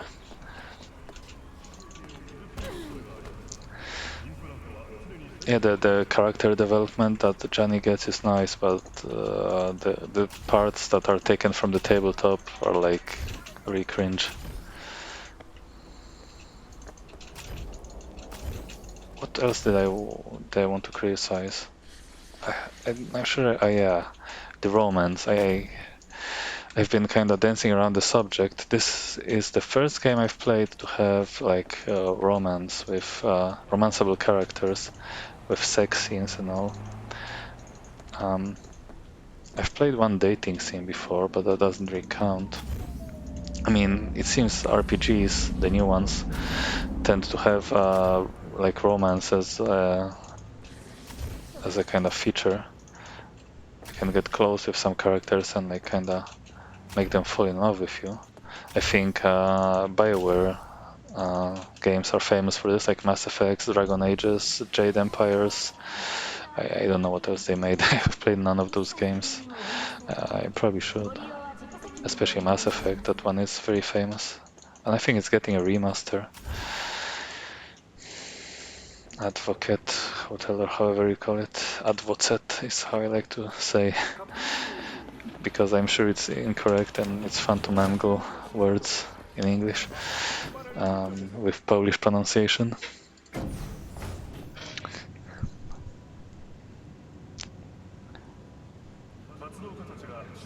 So romance in this game is like I felt kind of uncomfortable about it. Oh, there is no thing flying overhead. Aha, okay, there it is. Never mind. Wait, there's no rain though. Oh, those bastards. They did me dirty. How come they... Wait. How come no rain? Wait. Let's try this. And not die. Okay. Oh, the light is only visible from a certain distance. Wait, can I shoot it down?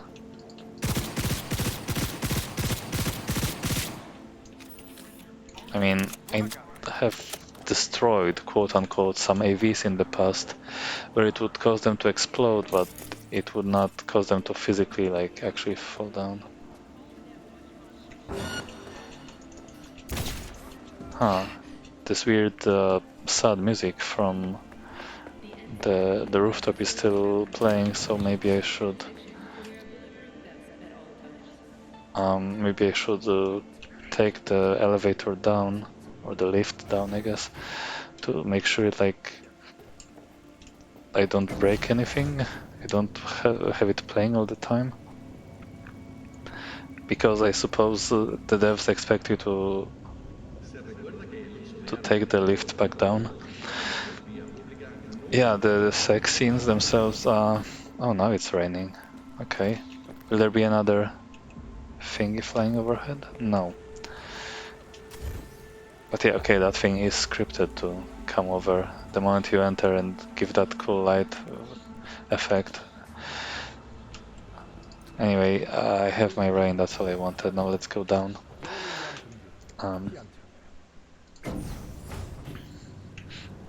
Yeah, sex scenes are like, what's the purpose? I mean, I guess it's okay. Like, it shows you that you're comfortable enough with another person to like get physically intimate with them. And I suppose the sex scenes themselves are tasteful enough. Originally, I was thinking like, why don't you just make a whole, just turn it into like all out, like complete porn and just have like a mini game out of sex, like in like Hot Coffee in San Andreas. But that's probably... I'm still thinking about this. That's probably not such a good idea. It would probably make people even more uncomfortable, including me. It's just a stupid idea, honestly.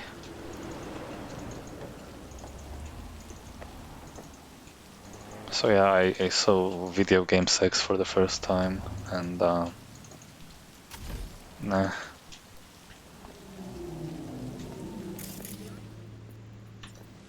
Obsolete. What a name for a car. That's actually not a nice name. At least I don't believe so. Those things are in the database. Caucas, Bratsk, no, that's not the name.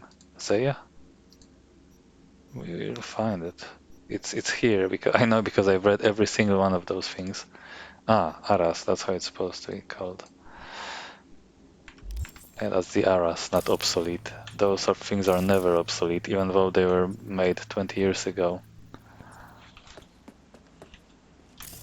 It's so rude to call them obsolete. Soviet technology, comrade. Very reliable. Reliable. And long-lasting.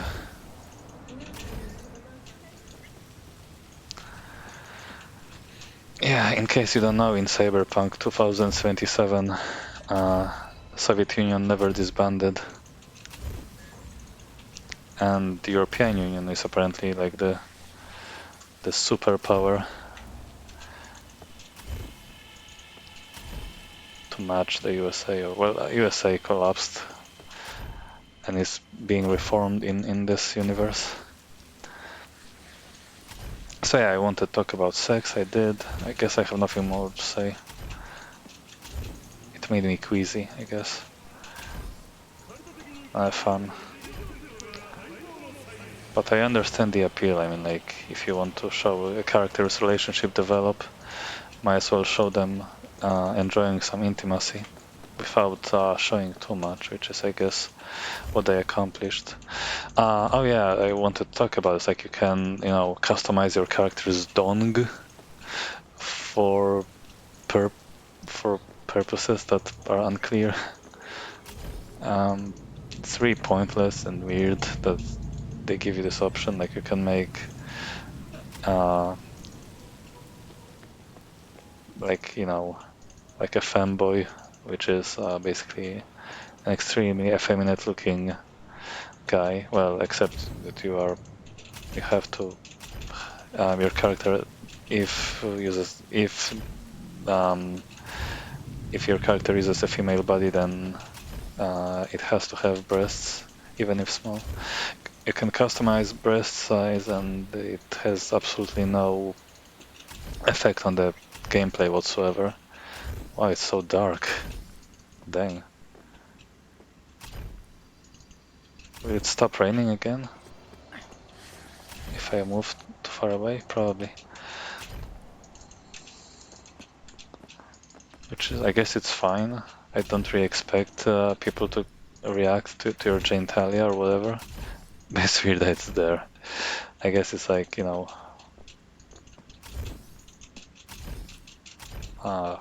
for people who like have non-standard gender identity, shall we say. Which is fine. Weird, but fine. Yeah, this character I made is just a generic female, just randomly generated. I have a tendency to like spend way too long on anything, really, as evidenced by this video going into its third hour already. By the way, this is where the minefield is, somewhere here. Huge area, 300 mines or so. Took so long to clear. That was awful.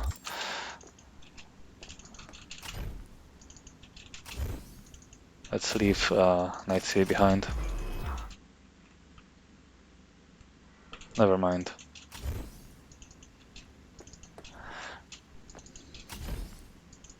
So yeah, some of the mines, they were like beyond the forced teleportation wall. You'd see a bunch of them over here if there are any, but I believe I cleared them all. Going in like concentric circles. What's this guy doing? Okay, turning. Who are those guys? Militech, stormtroopers. Have fun driving back home, losers. That was very cruel of me.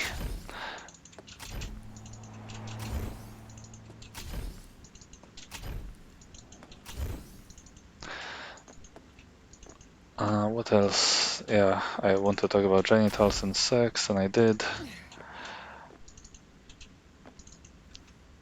River's romance, River Ward's romance was kinda, I felt like it was shoehorned in. I did not really feel him having, much attraction towards female V. I wish I could have romanced Carrie as female V, but unfortunately it was not meant to be. I mean, he's fucked in the head, don't get me wrong, but he's rich and seems fun to be around, and he does get a bit of character development.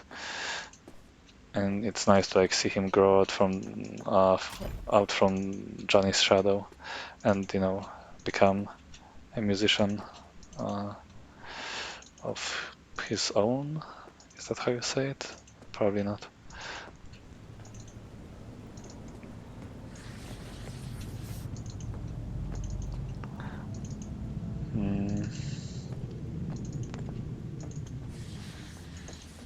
Well, Takamura was like one of my favorite characters. Dresses really nicely, and he's a complete boomer with technology. Will I find it? Not here. Oh, it was here. Oops. What's his name? Goro. Where's Goro? I should have his messages saved here somewhere. Oh, he's just come on. It's pretty good, and he was like trying to, use the just putting his search terms into the communicator. That was funny.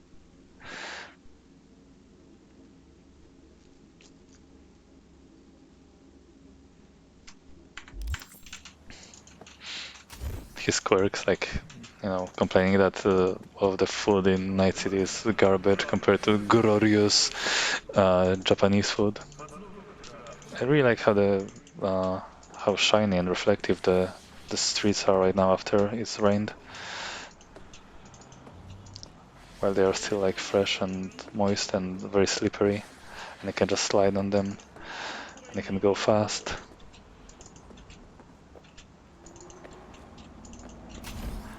You can be sugoi like Rainbow Dash.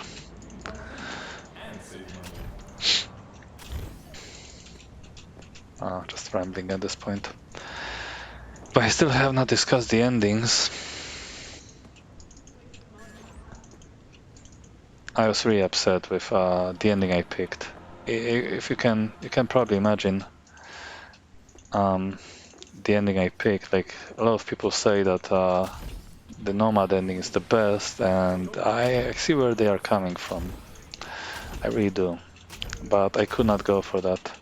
Obviously, with all of the effort I put into maximizing the level and stuff, like it was honestly like, the way I played. I left the final mission until the very end, until the very absolute end after I've done everything else, because I wanted to be ready. I had already spoiled some endings at the time, and I knew about the super secret ending where you have to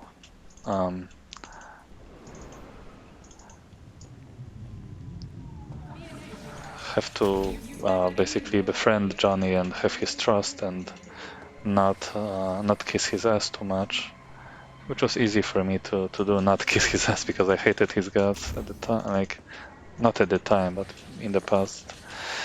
So like there's like it's funny, like I've told you before in the first video that the choices don't matter in Cyberpunk, and generally they don't.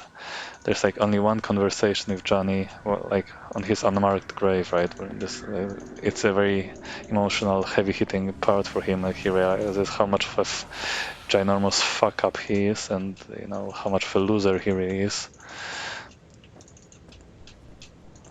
And it's a nice experience to see him humbled and seeing him reform.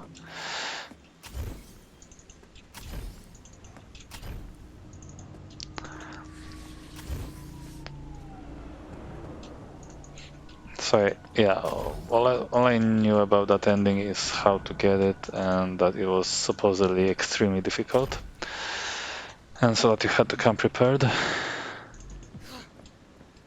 I think I've already said that before, that, or maybe I'm getting kind of tired after talking for so long, but this is where the first video began, somewhere around here. The Ebonica docks, which are right here. Yeah, I recognize this place. There should be like some train tracks on my left. Yeah.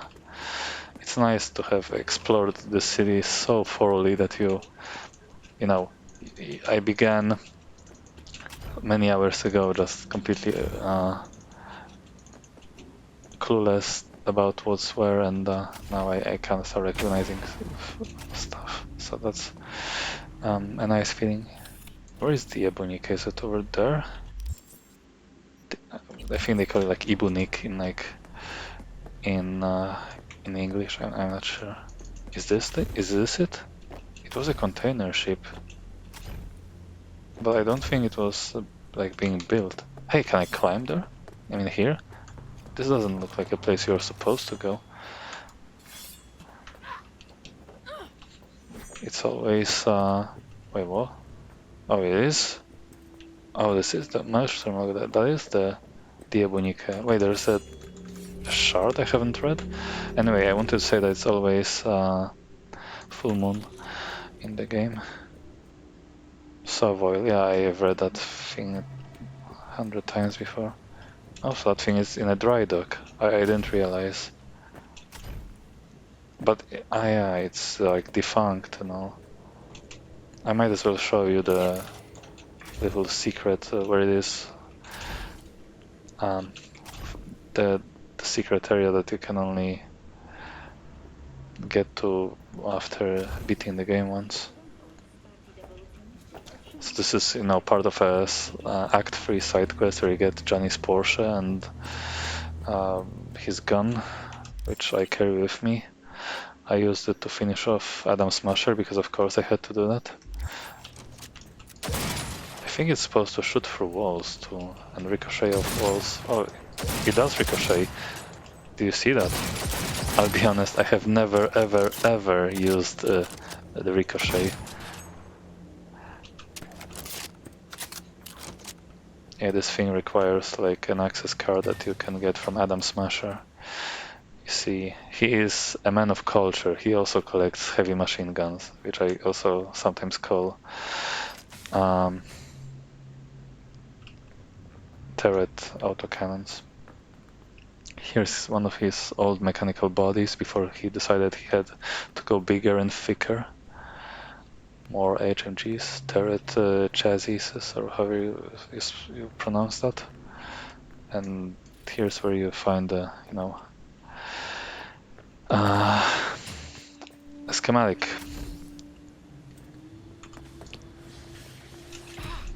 for the Chinese smart shotgun. Told you there would be spoilers. But yeah, I did not imagine I would just kinda go off the rails like this. I have no idea where I am. This is like the top of a tunnel. Isn't this the oil fields? Oh yeah, this place. It's hauntingly empty. There's nothing here. Except for this car.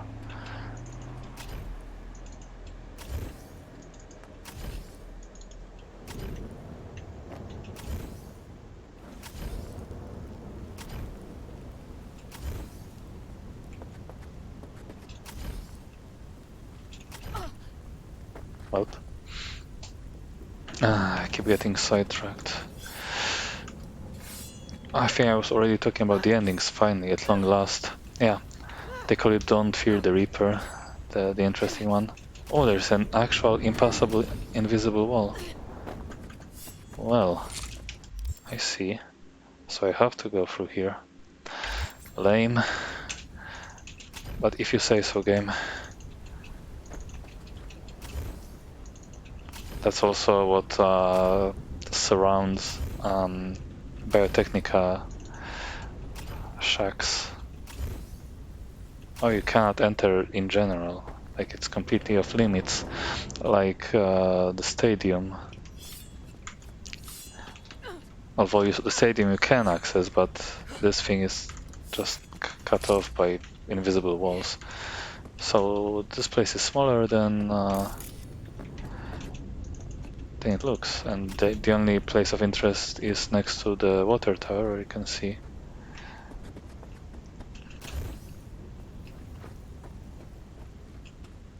the Hanged Man. And this is Johnny's burial place. His unmarked grave somewhere here. There's nothing here. This is where he was buried.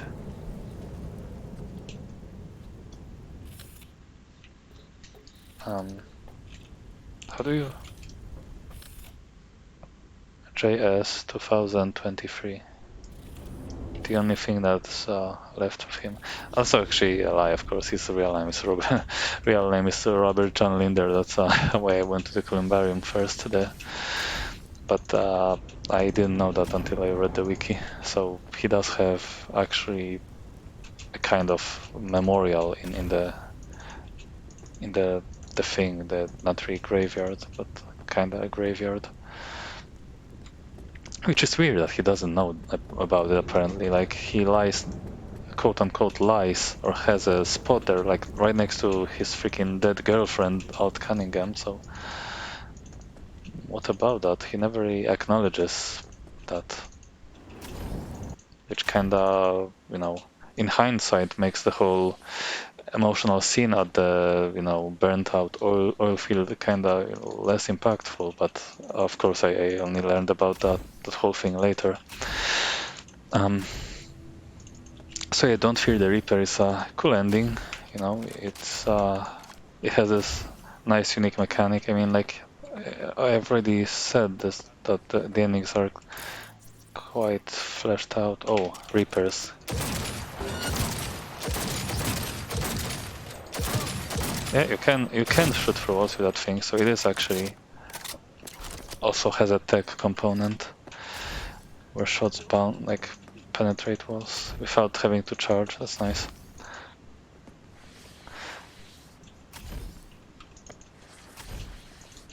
Yeah, Reapers get the rope.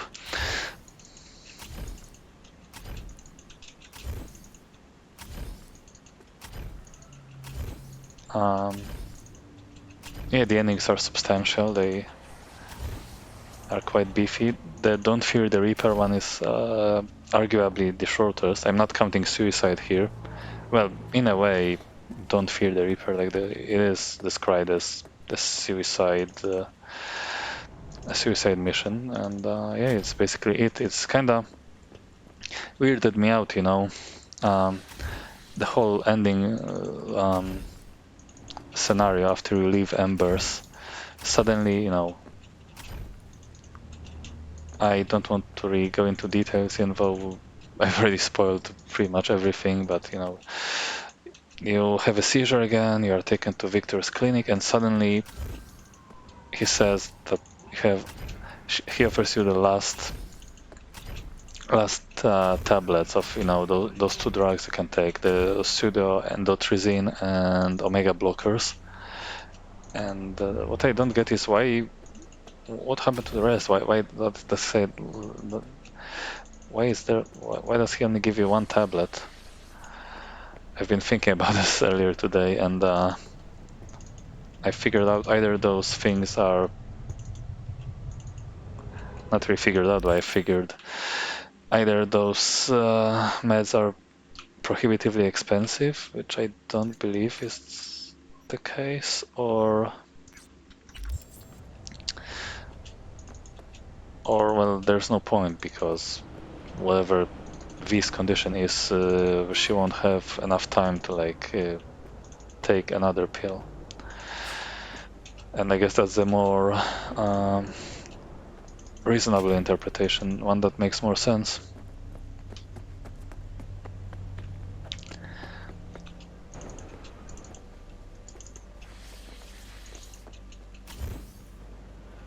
You know what? I think I'll cut this video into parts. I hate post-processing. I usually do everything in FFmpeg with, you know,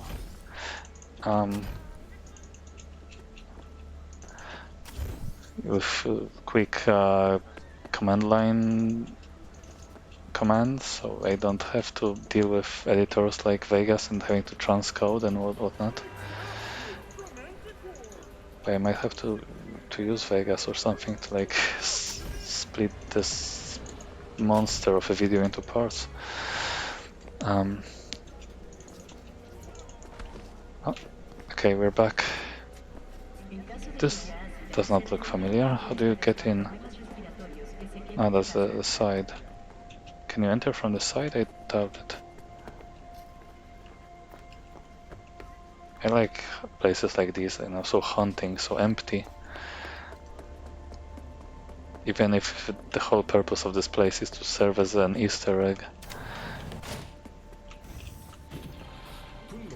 Part of the reason why I like Minecraft is like going to multiplayer servers and just kinda exploring abandoned creations.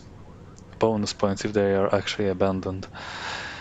But I digress. So yeah, the pills.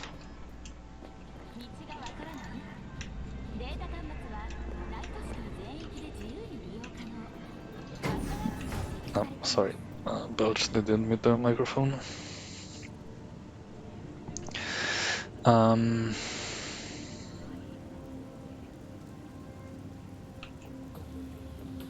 Yeah, so V, being the madman that she is, just doesn't take either of the pills, which, you know, she has been doing throughout the whole game to, like, improve her condition.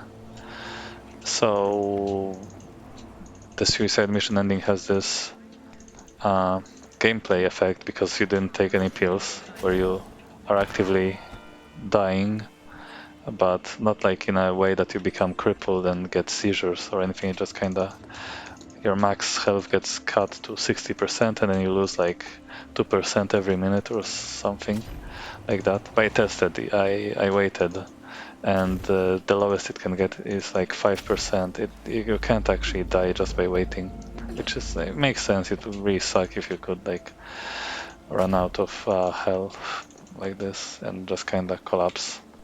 It would be anticlimactic, anticlimactic, shall we say? Berriger? Do I know this place? Yeah, I don't. Are you guys okay? Hello? Wait, do I know this place? I'm not sure. It might be where the guy gets raided by 3 dudes and you have to scare them off or kill them. I don't think that's the case. I think it's just like a copy-pasted version of another diner elsewhere in the city. You guys don't look fine. Don't look okay. Nothing. Completely stoic.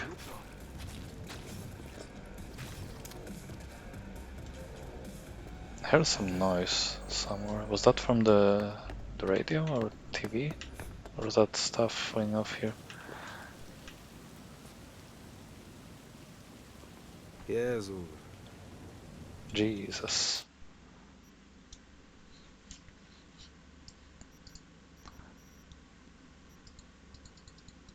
Can I? Come on. Ah no, she makes the jump. I cannot be embraced by him. He looks like he's holding someone.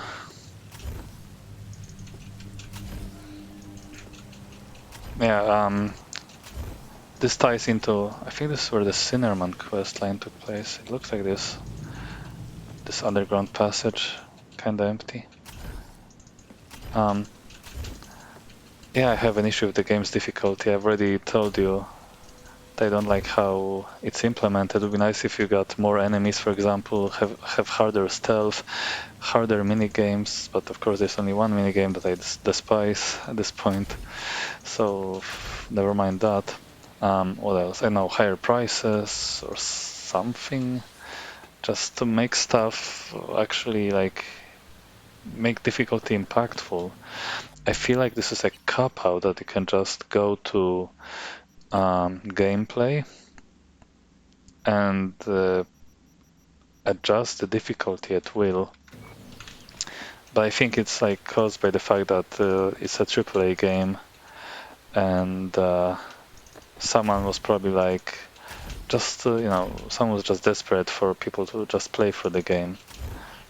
And they did not particularly care about the challenge. Like, I think it's kind of obvious, honestly, that Cyberpunk 2077 is more about the story than the gameplay. Like, it does not offer anything innovative about its gameplay. Like, it's not meant to revolutionize gaming.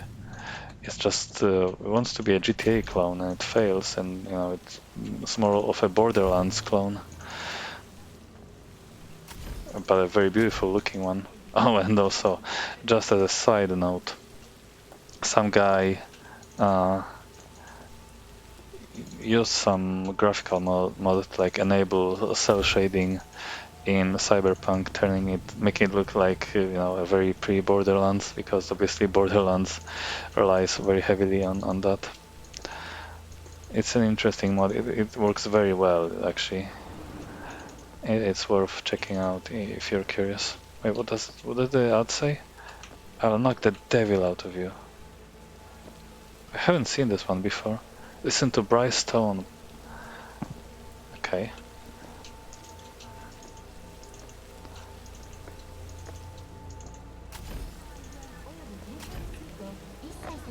Actually, maybe he could adjust the traffic upwards a bit, because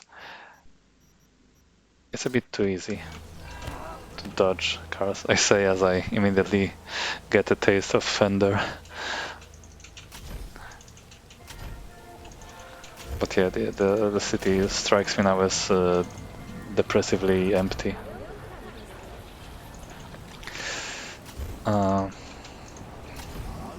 Yeah, it would be nicer if you could just only pick the difficulty at the start, and I'm just daydreaming here, just kind of imagining my dream version of Cyberpunk.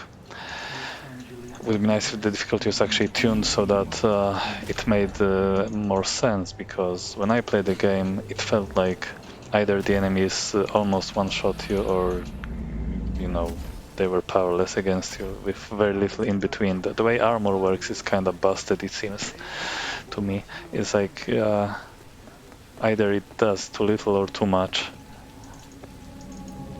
It makes no sense. Like, obviously, you've seen me already, I'm like a god on normal difficulty. I can only be exploded or hit with melee, because melee ignores all armor. I used to play on hard, but I disliked dying randomly, because I was very weak initially as a stealth character, and I disliked the loadings. Like, the loadings now are very snappy, but what you have to be aware of, the game runs like ass if you don't have an SSD. Really, it's terrible. I played it on an HDD, on a moderately fast one. They're all, of course, leagues slower than even the SATA SSDs, not the M.2 ones, the super fast ones. I don't know what you call them. Either M.2 or like PCIe, I think. I'm not sure. Anyway, yeah, loading can take forever in this game. Also, it seems very dependent on the CPU, which can, I guess, further increase load times.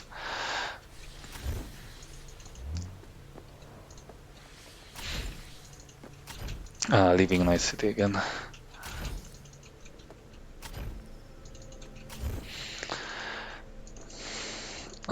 Why was I talking about loadings? Yes, that's why I decreased the difficulty level, and it seemed insubstantial anyway. Like, I was already murdering everyone.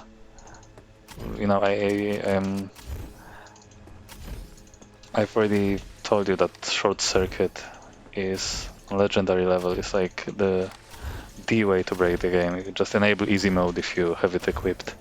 You don't even need any talents invested whatsoever into quick hacking. And you have probably heard that revolvers in particular get obscenely broken because of the multiplicative way you can like stack damage modifiers and just headshot people for like tens of thousands or hundreds of thousands points of damage. It's all very true.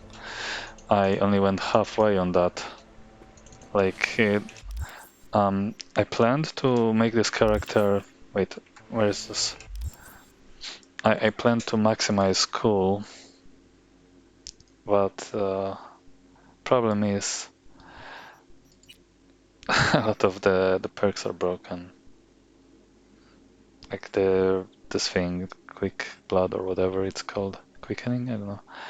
It increases combat health regeneration, which by the way is 0. It does nothing unless you put a point for into this in like this the athletics or whatever it's called in English. This thing enables slow health regeneration in combat, but it's like terribly slow. So you can speed it up 100%. So it's like only half as terribly slow, but it's like still absolutely useless. But most importantly, a lot of stuff such as this mercilessness capstone perk, it does nothing. It's like bugged. It only works after you skilled it, but if you save and load the game, it will never work again anymore.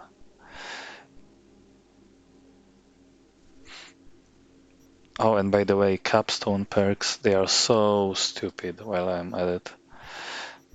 I mean, you can you're supposed to respec. I mean, you're like encouraged to respec, and I think you can put up to 20 points in the capstone perk. But look at this. This is so pointless.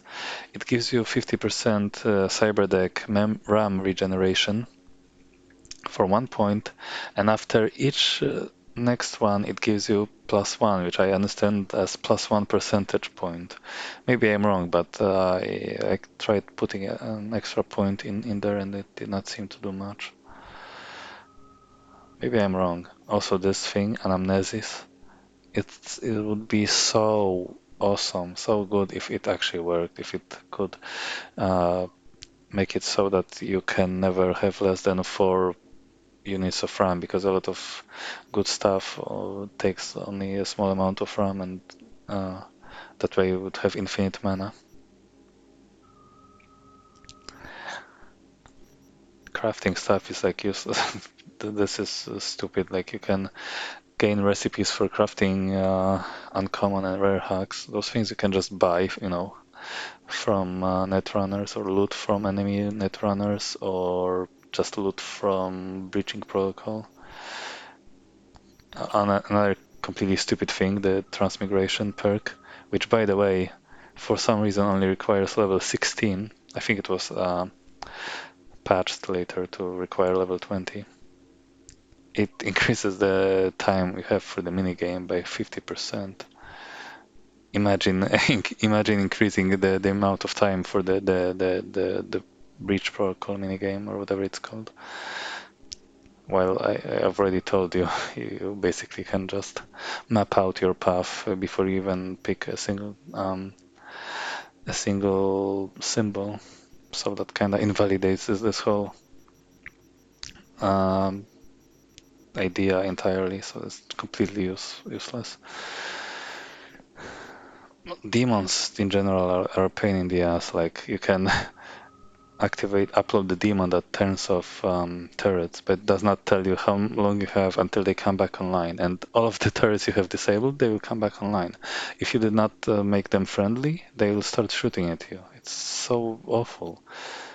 Also, the turning of cameras, I don't know why I picked it up. I cannot be bothered to like respec and get 100k euro dollars. In case you don't know, you can respec at any Reaper dock. Like you have to change from uh, this screen, like press 1 or 3 on the keyboard or whatever you play on to get to the normal shopping screen, and you can respec there. What else? There's so many laughable things like this. You can gain extra armor if you grab an enemy, which by the way you can only do out of combat. So what's the point? And eventually they like break free.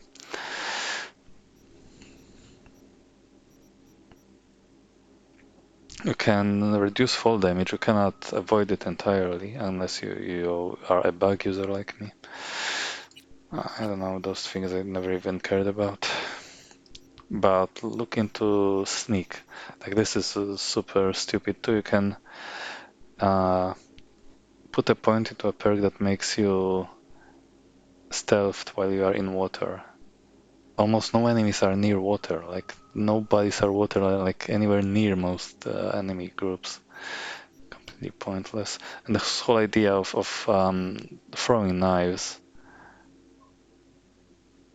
I never tried it, but from what I've read, knives are just kind of hard to find and they are lost forever after you toss them. So just a very, very gimmicky way to fight.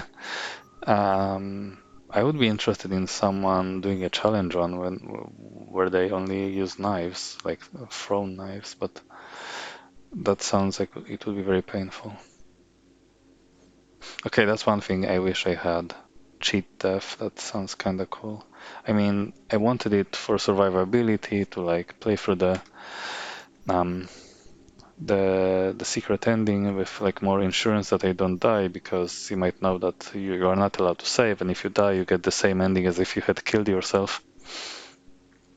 But I did just fine, because it turns out that you can just gain over 9,000 armor without exaggeration and become unstoppable.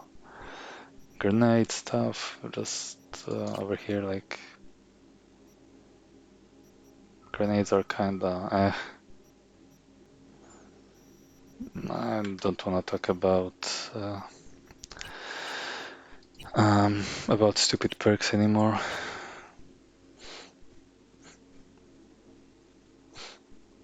Yeah, the only reason I scaled 14 points into reflex is, well, I needed that to become Sonic. Like that's the only thing that prevents maneuvering system from being amazing. It requires 14 points in reflexes, so that's a hefty investment, but well worth it. I am loving every second of this.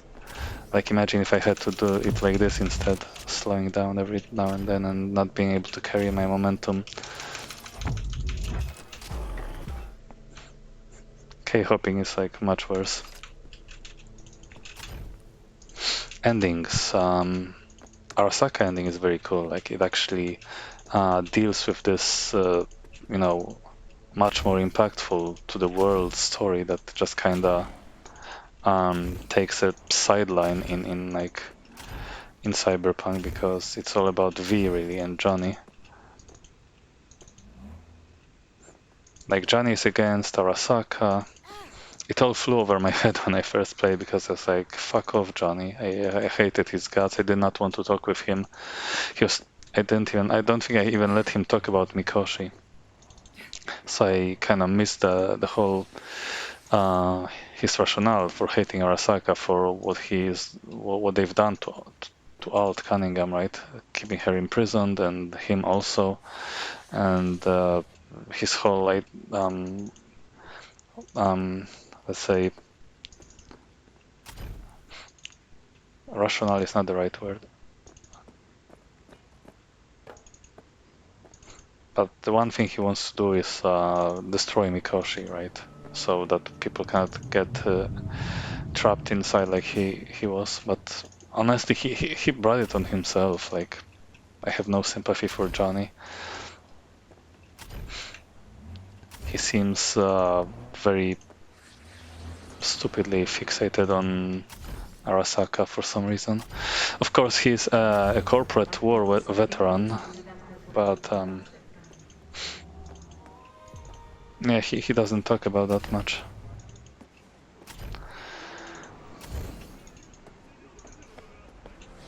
What? Oh, what did I do just now?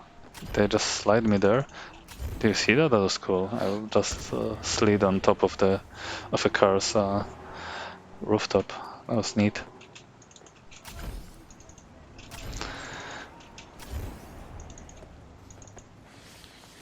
So yeah, Arasaka ending is the default one if you have not done any quests beyond what's strictly necessary.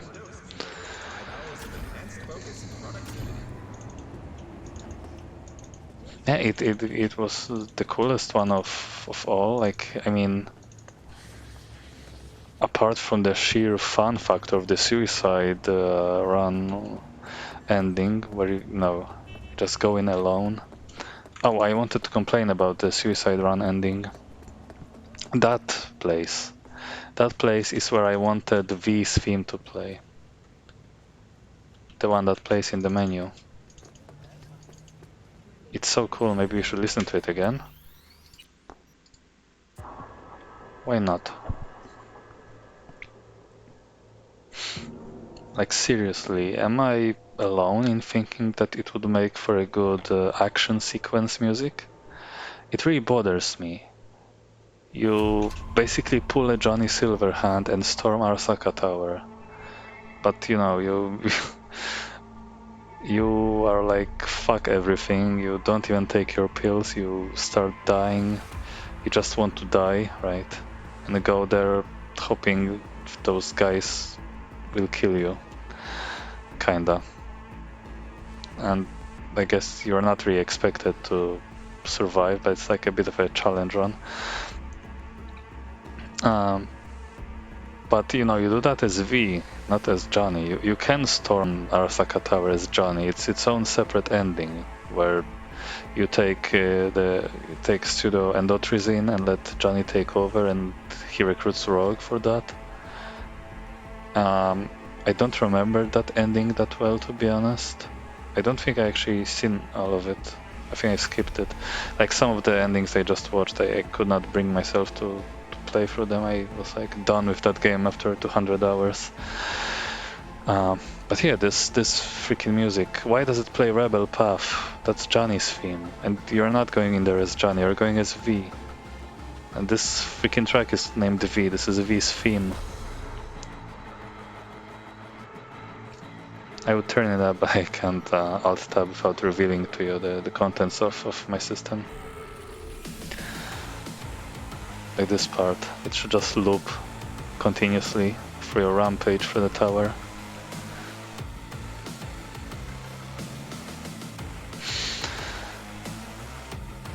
You know, if I am bored enough, I will record that secret ending where I just replace that Johnny's music with V's.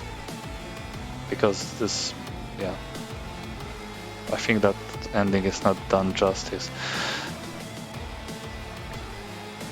Although it's true that this track goes really hard and doesn't really stop, and you would have to cut out the quiet part at the beginning, and you'd have to make you know the rest loop, because it kind of just tapers off right here.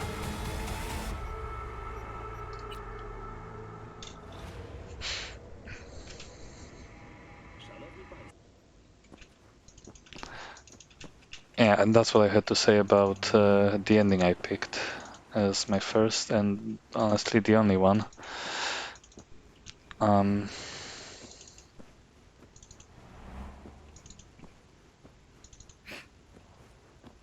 Yeah, it really makes you feel like a badass, because you know it's like presented basically as a suicide mission, and you get all of those little handicaps, like being unable to save and losing health all the time, max health specifically, not current health. And it gives you the sense of urgency. It was nice. My heart was pumping. There was a lot of you know stuff to read on like computers and shards that was top secret classified Arasaka stuff related to the Secure Your Soul program. It was satisfying. So the ending I went with is I had to, you know, I had to leave. I had to let Johnny go. I had to let V.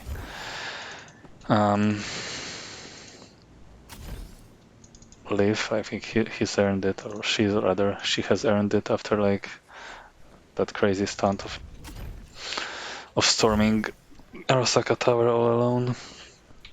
And then you get transported to the Path of Glory ending, which some people say it's pretty bad. I mean, yes, you end up pushing away everyone, even your loved one, the one that you choose to call, because I was hoping you would be able to call multiple people. Caliente, isn't this the place where Carrie loves to have coffee? I think that's it. I think we sat with Carrie right on those two chairs. Or maybe those two? Maybe even those two? Yeah, I think that was... Cześć. Kogoś szukasz? No, I'm not looking for anyone. Czasem drżą mi szyby, kiedy przelatują za blisko. Ciekawe, czy na to też wymyślą jakieś wszczepy. Cholerne lądowisko. What was I talking about? Endings, right? And my choices. Yeah, it's really cool. Like the ending is like very well done. Like it's very whoa, oh, look at that! Like a garbage barge crashed into a little suburban house. The ending was really well done, and the choice between V and Johnny was really sadistic. I don't like, you know, the whole resolution and the fact that there was basically no way for a clean, happy ending. But you know, it's like Johnny says, wrong place, wrong town, wrong city, wrong people. It was a real punch in the gut, you know, that whole finale in Mikoshi.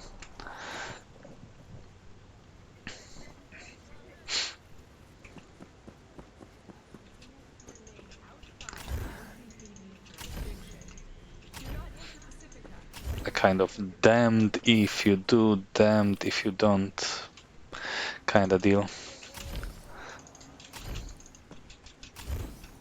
Yeah, I took my time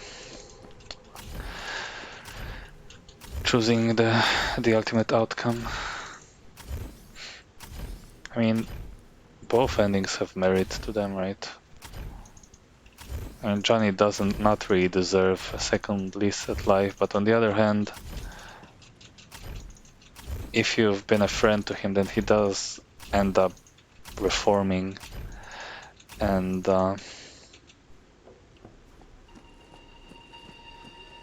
you find a legendary here in this place. I remember, you know, coaxing loot fairies into giving me a good version of the legendary by going in and out. You know, if you leave the area of the loot, then it gets re-rolled. And of course, the loot system in the game is very stupid because the only thing that matters is the amount of slots, because like Armadillo stacks and basically multiples the amount of armor you get on clothes, and it's stupid, kind of not stupid, but like 3 hours of talking. I'm like really fatigue is setting in if you cannot tell. It's disappointing that you cannot stack other clothing enchantments like gems that you put into sockets. How do you say it? Modifications. Like, you know, bully and it's called Deadeye, I think, or whatever in English. I don't know, it's called Sharp in Polish. The stuff that increases your crit. I mean, yes, it would be broken if you could just stack those, but at the same time, if you have actually managed to find those extremely rare items, then what the hell, you can have them, I'd say. Extremely rare and expensive. I mean, unless you know how to, how to farm crafted clothes and random enchantments you get in them, modifications. Where am I going? Ah, yes. Does this seem familiar or not? No. I should have gone there, I think. No, wait. Actually, this is where I'm going now. I've been everything, I've seen everything. Actually, I did not see Scorpion's funeral. That's one thing I missed completely. It was like time limited and I missed that. Of all of the things I didn't miss, I somehow thought, oh, they will wait for me. They didn't wait for me. So sad. There was like this, I only learned about it very recently. That's the point of like this whole area, or where was that? Could it be here? There was like this dead-end road with like a gap, and they drive the car with his corpse in it, and it crashes on at the bottom. I think it must be here. I don't know. I don't like Badlands. Badlands suck.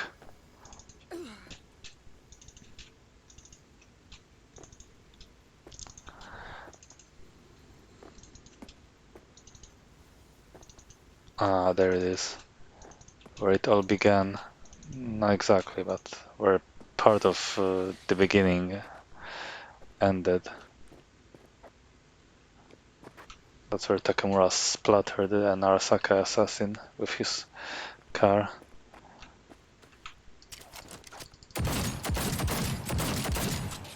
Dang it. No, not even bullet holes.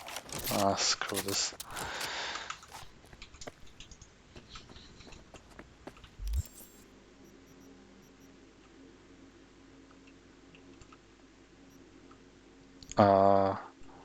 I can never locate the trash dump on like the landfill on this place in the city. I think it must be here somewhere. Maybe here. Probably there. Let's try getting there without killing myself.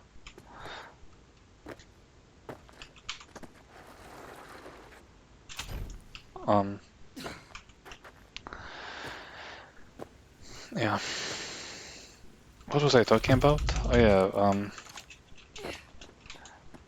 armor being broken. It's like, yeah, I've said this like in different ways multiple times before, but this game is like more story driven than gameplay driven, and that's okay, I suppose. But that's also what makes it a 6 out of 10 to me. Like the bugs add charm to the game. I don't want them gone in general, unless they're like breaking bugs. There's one thing that I've been just reminded of. This contract or gig, I could never finish it because it requires you to steal a car from a garage, and well, I think you have to do it early, otherwise, if you like keep passing by this place or something, by the time I arrived in there, I was like going in concentric circles, clearing areas after areas like this. This one, Watson, Westbrook, freaking Badlands, including Biotechnica Flats, either Pacifica or Santo Domingo, I don't remember. I think Pacifica, then Santo Domingo, and then Haywood, and finally City Center, because, also went with the difficulty. So it was a joyless experience because I was like level 20 or something when I began, and a lot of those enemies were under leveled and was just did not pose any threat. But I did like one or two missions that had like a very high threat level, i.e. They were located in the city center. And I had a blast. It was fun. Like one of them was like infiltrating an animals club where everyone had like a skull next to their name and just would spot me very fast, and I had to use all of my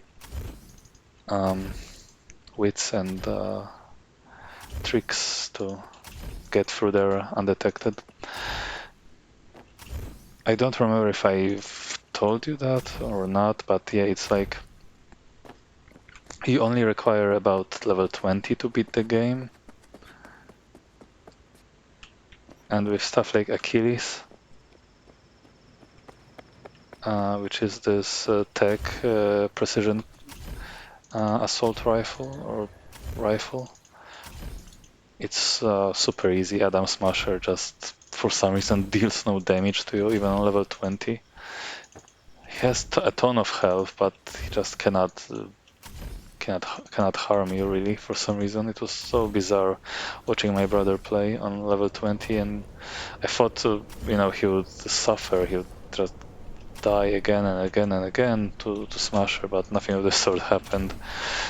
It just took like many minutes, but he downed him on his first try. It was baffling to observe. What am I looking for? It must be here somewhere. It's not here. Whoa, what's this? Wraiths have androids, what? But it's not the place I'm looking for. Am I done talking about the story yet? I'm about to start the 4th hour. Hum.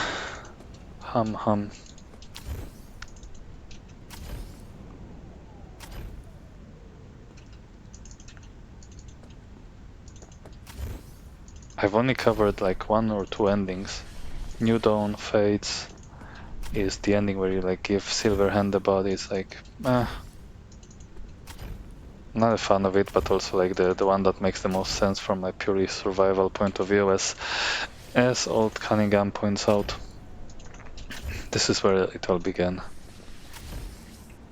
I recognize this sign and stuff. Recognize this everywhere.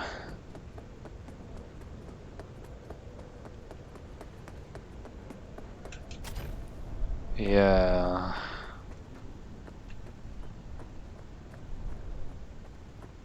Wait, was that here? I feel like it must have been in this area.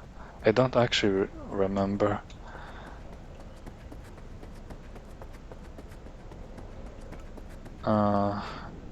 It might not have been here after all.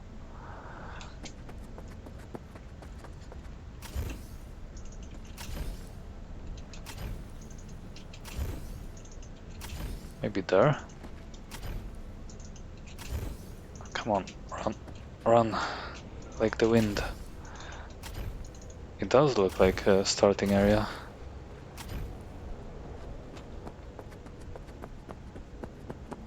Wait, yeah.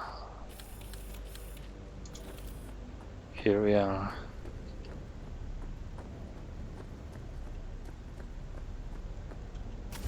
You're dragged out from a heap of trash. And this man backstabbed you, ended your life. And got unceremoniously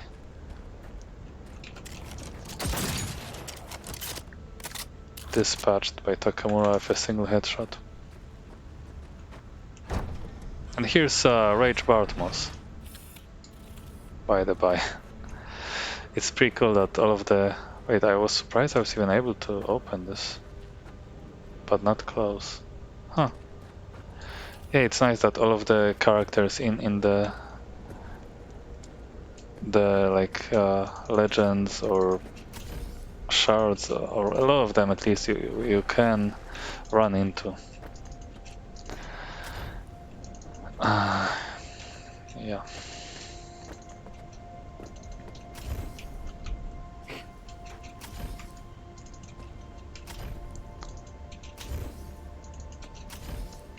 How do you pronounce this? Chu? Chu Tu? I don't know, something like that, I think.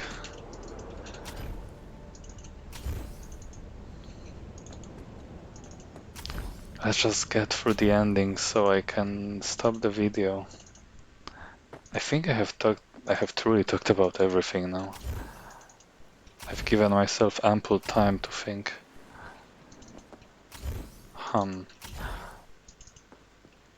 I did not completely finish talking about the Arasaka endings. I just kinda mentioned how they were more interesting than um, V-oriented endings because Arasaka is actually a global player.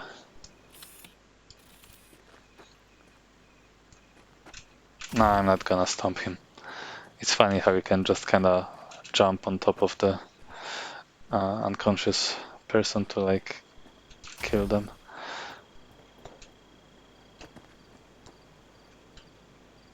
This game is so pretty.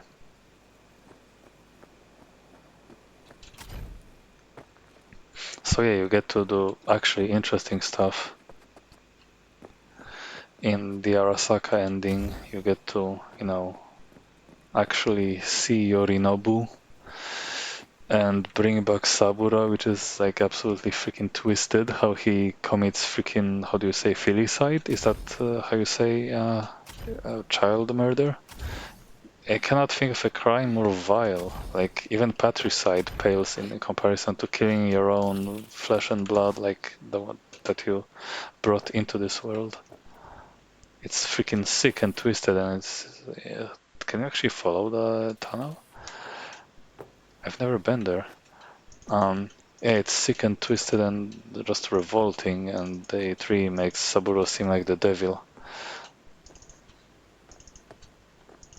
And it's just kind of interesting to think, wow, I've never been here. I hope it leads somewhere interesting. Oh, I'm like already disappointed. I wonder how far I can go. Well, ow. I'm not in pain, but I'm stuck. Oh, that's I wonder how far actually it can go. It probably leads all the way to Watson. A wiesz, co on ostatnio zrobił? Tak, mam ze sobą. Nie, Kiedy? mam to w dupie. No dobrze. Wait. Guys. Uh, hey guys.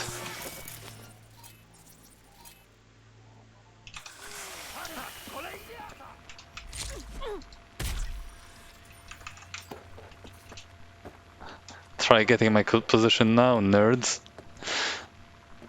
Oh, okay, so the track ends here. That's super disappointing. I was hoping it would go all the way somewhere through here and to Watson, but no. And now it will take a while now that they are dead or incapacitated to find my position.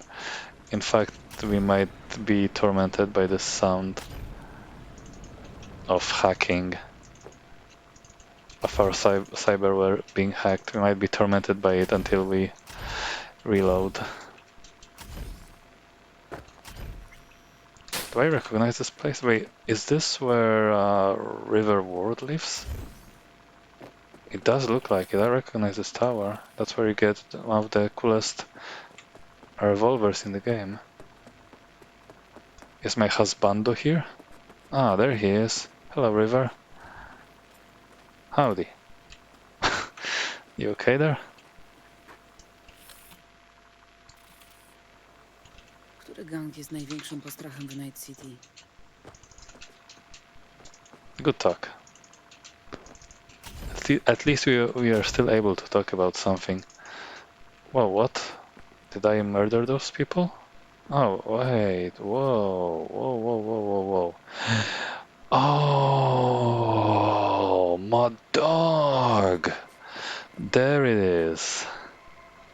There's the silly San Andreas reference. I'm not even going to dignify it. Bye-bye.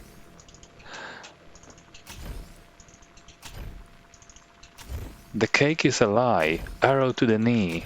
Bazinga. Here.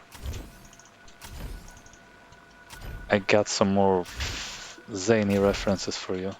I don't really like this, I don't like gratuitous references. And speaking of cake is a lie, I'm sure you are aware of Delamain Epistrophe quest line where you can, one of the Delamain cabs just like uses sounds lifted straight from Portal. Chaga.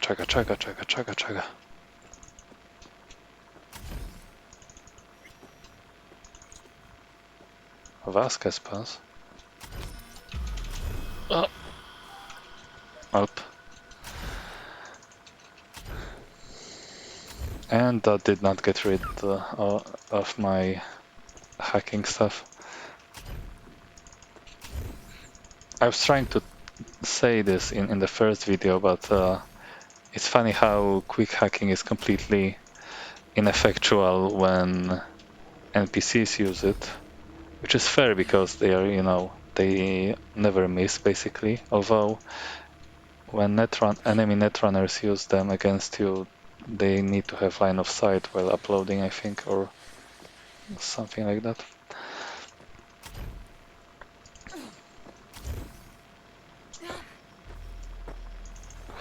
But the only not two ones, the only two hacks they use is this thing, which I cannot really figure out what it does. I mean, one time I let it complete, but I ran away from where the enemies were, and I think it did nothing. Other time I was in the vicinity and that started combat, because I was out of combat. They seem to use this thing when they cannot see you, which makes sense. Because, well, they try to find you and they use this thing to hack into your cyberware to reveal your location. You know, enemies want to know your location meme, and bam, they get it after some time has passed. And of course, you don't get that quick hack at all, so it's something exclusive to NPCs. Petrochem.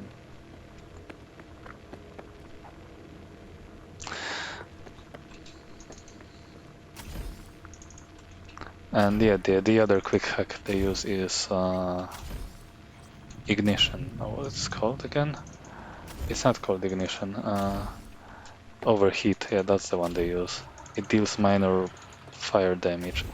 But yeah, I understand why they didn't want NPCs using quick hacks. They have,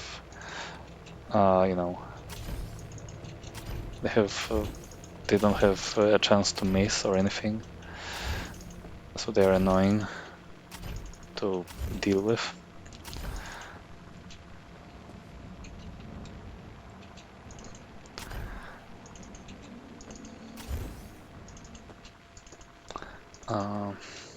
Yeah. This was supposed to be about endings, wasn't it?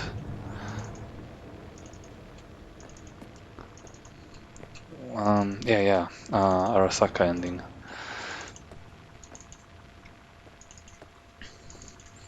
So yeah, it's really kind of, very bleak and grim, especially the whole part on the space station where you are all alone, and to make things even worse, all of the characters you might have met on your journey are written in such a way that when you do get a chance to call them, then they behave like they don't have time for you and like are just telling you to come back, but they don't realize where you are or something, or underestimate how hard it is to like return, or like what you had to sacrifice to get there. Well, to be fair, I guess you don't really tell them about your condition or what you chose to do. But yeah, it's a really freaking bad ending. Like, goddamn, Misty chews you out. Says like, "What did you do? Jackie would not approve of that." Like, well, at least that's the weirdest thing that I've seen in other people's playthroughs. That apparently you can get some freaky Jackie appearances in the ending. I didn't realize that because I was like, an actual human being with a conscience and sent his body to his mother instead of to Victor's clinic, or left the car right there thinking I would come back. So yeah, I don't know if you don't get a funeral at all if you don't send his body back, but it's very interesting to like find out that Arasaka just uses Soul Killer on like anyone like who is a person of interest who is like dead already to like extract information from them. And I would love to talk about differences between Secure Your Soul, which like uses I think Soul Killer version 1 and Soul Killer version 2, which is the more advanced one. Or sorry, am I confusing things? There are two versions of Relic chip at least. And of course there are like only two specimens of version 2, one of which contains Silver Hand, it's the prototype that you have, and you are acting as a sort of guinea pig for Saburo to see if he can be brought back to life. And yeah, the first version of Relic is just the commercially sold one that allows you to communicate with deceased people. Oh my god, my throat. It's catching up with me. I don't know how I've been able to talk for like 3 hours without my throat going too dry. Anyway, so yeah, it's really haunting to see Jackie's remains, which is the most grim thing, get uploaded into Relic. But because his brain was like already dead when they found him, if you leave him for some time, like some minutes or something, you get very, very bare bones representation of him. That's like, first of all, you see what are the restrictions of the original Relic, where Jackie is basically unable to develop self-awareness. He's like a saved state of like a personality from the moment he died, or like from before he died even. So he only remembers the heist. Like the only thing they got to extract from him is like the memories of like the heist. Doesn't even remember his own death. Doesn't realize he's dead. I don't like to think about how that would be technically realized and what are the technical limitations between the different types of engrams, but it's just kind of fun to speculate about. Because obviously, like this whole soul killer stuff, Relic is like basically magic.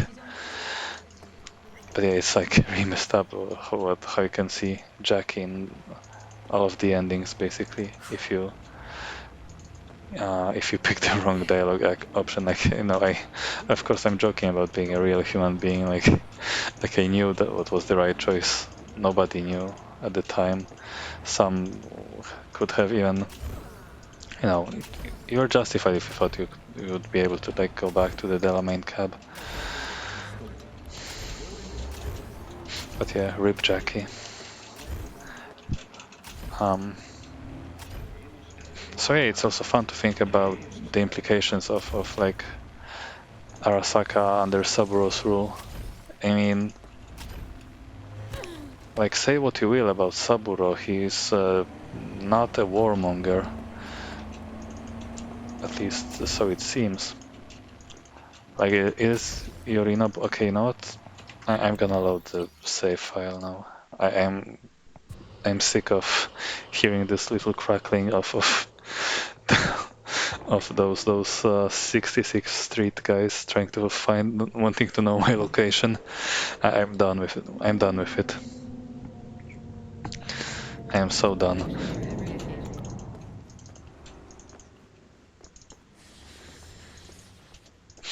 Like Yorinobu tells you, right, while he's defeated, that he learned one thing: you become bomb. Is how he says that. He basically hated his father's legacy. It's I'll be honest, I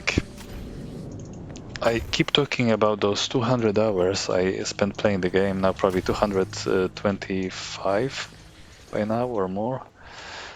I don't talk about, or maybe I did already, I don't remember, all of the extra hours I spent watching other people play, the speed runs, the impressions, the videos of people criticizing the game, praising the game, countless bug showcase videos, how-tos, like, you know, exploit videos, obviously, because I love exploits. Oh. Bastard.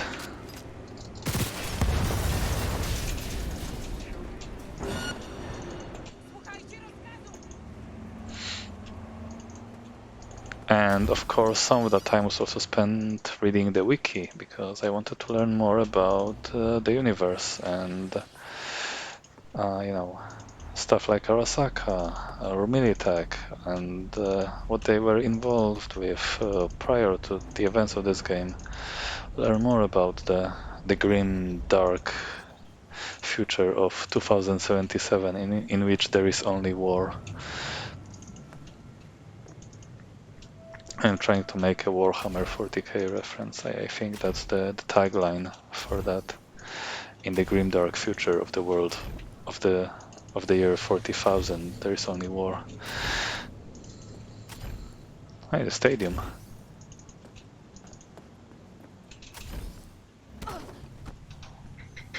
I seem to have more better results going clockwise for the beltway. I feel faster.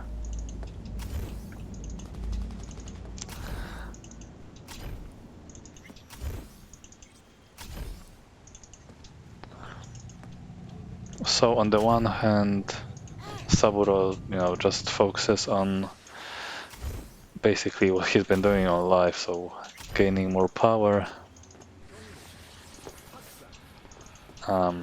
expanding the company. He wants to like sell America the noose with which it will, not the noose, but like the chain by which it will bind itself to him. He's a weird, crazy person. But you know, he's a businessman. I don't know, like, okay, nothing excuses the stuff of his son.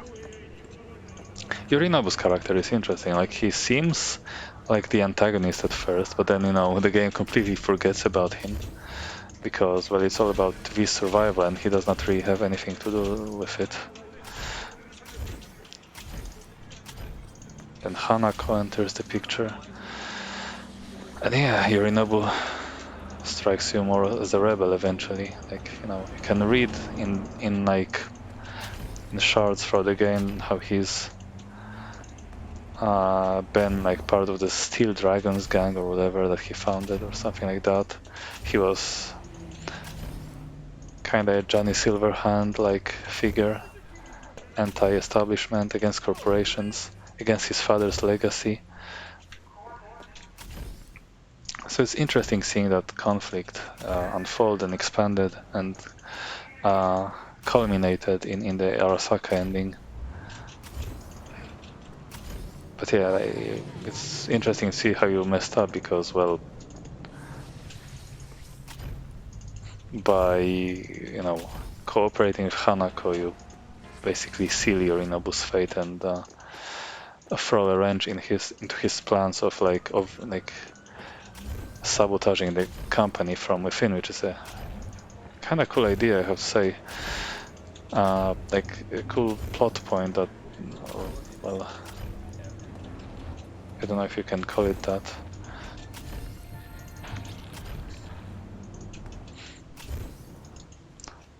It's interesting, but it's too bad that you can only really hear about all of the stuff in passing and don't get to participate in it yourself. Like, again, I did not really care much for V because I thought like, okay, she like deserved to die for the whole for trying to steal from a corporation and, you know, being betrayed by a shady fixer. That was all on her.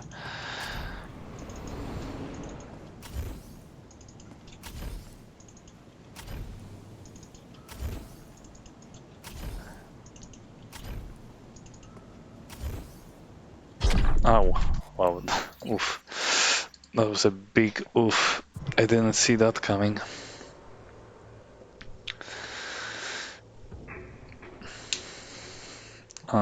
Yeah. And the Arasaka ending is obviously like terrible if you have not saved Takamura, which of course it was spoiled to me that you can save him, because at the time I don't know how many hours into the game I was, but I was like getting very anxious about being spoiled the game, because I played it on release and people were talking about it, and I didn't know if I wanted to know what happens. I figured I would learn that on my own terms, so by searching for it myself before someone tells me. Yeah, it's really kind of heartbreaking if you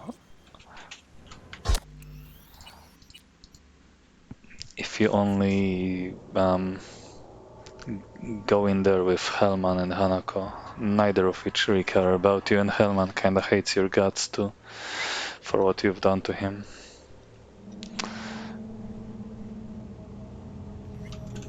Yeah, it's an unbearable ending, like emotionally, like yeah. But at the same time, again, it shows you more about the corporation. I mean, it kind of seems like a fitting ending for a corporate V, right? You get to try to buy yourself back into Arasaka's good graces. Johnny chews you out for like surrendering yourself and whatnot, but again, like, come on, not all of Arasaka are bad guys. Like, okay, Saburo is freaking fucked in the head with his, ambitions and willingness to sacrifice his own blood, his own family, just so he can extend his life, so he can continue his mission of like expanding the company indefinitely.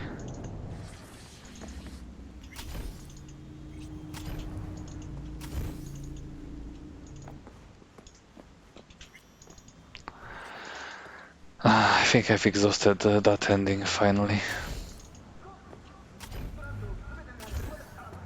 It's not that bad, an ending. Like, yeah, you get part of your brain removed because you've become so intertwined with Johnny that you lose a part of yourself, but at least you still remember the words to never fade away.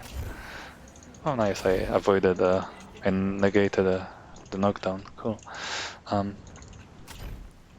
And yeah, it feels terrible at first after the operation, but it turns out they restore your brain and body functions to an acceptable level. And yeah, you get to participate in Secure Your Souls, and well, that's pretty good, right? It's not all bad. I mean, there is a question if you can trust Saburo, but he did uphold his end of the bargain, and it's like, I think Hellman or Takamura say, I don't remember who says that, but those guys, they're like, they have stuff to do. They don't care about someone insignificant like V, some low, some small time mercenary. They have no reason to cross you unless some people on the internet like suggested that maybe they would want to edit V's engram and create copies of it, like have a kind of a super soldier because of V's immense prowess and being really good at killing people despite being on near her deathbed, allegedly. I mean, this is what you're seeing right now is V with like 40% of progress of being killed with the relic. It says that your personal doomsday clock shows 5 minutes until midnight and you will die soon, so I don't know about that. She doesn't look like that.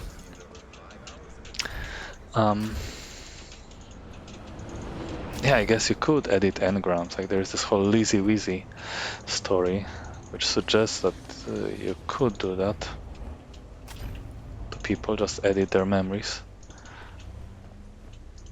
And this whole contract kind of rubs you the wrong way because you sell your soul to a guy named Hellman as property because the law has not caught up yet, which sounds sinister, but honestly, maybe it's kind of fear-mongering. Like it's something that Johnny would be wary of. You like, oh, you're selling your soul to the devil, but Johnny is a dumbass. Like, he fights Arasaka because they kidnapped his girlfriend, which is stupid and hard to believe development in the story to begin with. It's like one of the worst parts of Cyberpunk's story for me. Like, they have no reason to like kidnap people. I've talked about this like 3 hours ago, or for 2.5. But anyway, enough about Arasaka. Let's move on to what?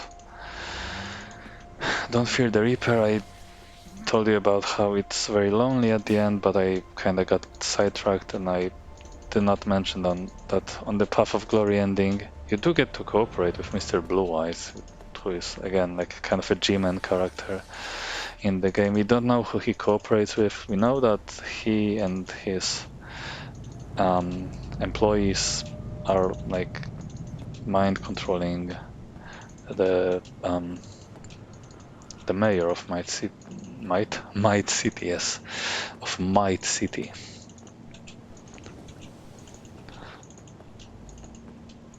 Let's vape. Quick vape while on the run, on the go.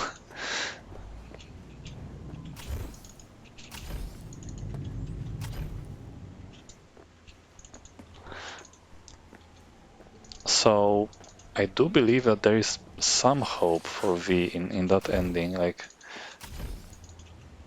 Path of Glory is the only one where she reaches 100% in on the mercenary route. She becomes, the legend of Night City. She surpasses Morgan Blackhand himself, which, in case you don't know, is like the self-insert of Mike Pondsmith. His character from like one of the first campaigns he played in his own RPG system.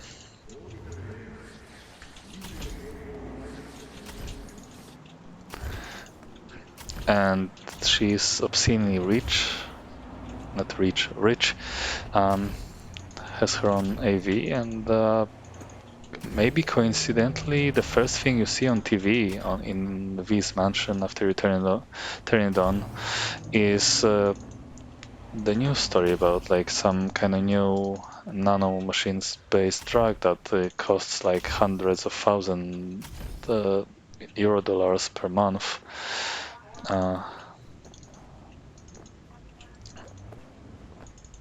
So that sounds hopeful, but I don't know if that's intentional.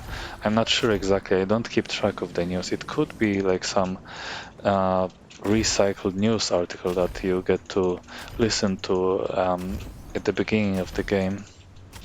It could very well be the case. But it's fun to speculate that this actually gives me a chance of recovery. Like, I really need my happy endings, man. I need some hope. I cannot thrive on Grimdark. I can't. I hate it. Why do you think I got into ponies? They are the antidote. They are the absolute opposite. Anyway.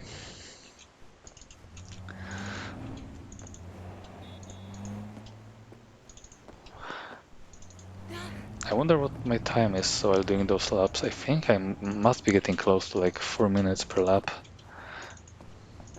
I will surely know while checking the recording. I don't know if I will watch it in its entirety. Man. I think we've covered at least 2 endings now, right? There's also the Nomad ending. Like, did you guys see Saul's head explode? Yikes. It makes me wonder how his corpse twitches after that happens. I don't think that should... I really don't want to know how corpses behave in such situations where someone just loses their head instantly, but I don't know. It twitches a bit after Smasher just stomps Saul's head and it pops like a watermelon. Which I don't know. It seems to me like it just should go completely. Whoa, whoa, whoa! I'm about to die. Oh, never mind. And momentum, yay! Now I can feel the frame rate drop. This is not even maximum traffic, but like I said, this is the area where traffic gets dense, and I think the lower the FPS, the harder it gets to pull off those movement tricks. Oh my god, holy frame rate drop. Ow. So yeah, that's about the only thing I have to say about the Nomad ending. It's like the most hopeful one. Obviously, it's the most human one, because you're not alone. That's the most hopeful part for most of us. Like, we don't know if we'll ever find the cure, but at least we got family and we got our GF or our, like, best female friend. I've never seen actually this ending as a female V. I did not play for it myself. I did not care for it. Also, the only ending where you get to reuse the basilisk, so that's gotta count for something. It looks okay, but I don't much care for the other Caldos. I mean, from my point of view and why I enjoyed, the weird self-destructive. It's fundamentally self-destructive. The suicide run ending. I mean, like you just want to die. Like it's so obvious, plain as day. If you don't even take your meds and rush into like the highest level dungeon in the game, hoping to get gunned down. Because if you are going to die, you might as well go out with a bang. It's it's a very badass and yeah, it's just kind of a little moment of awesomeness for V. You get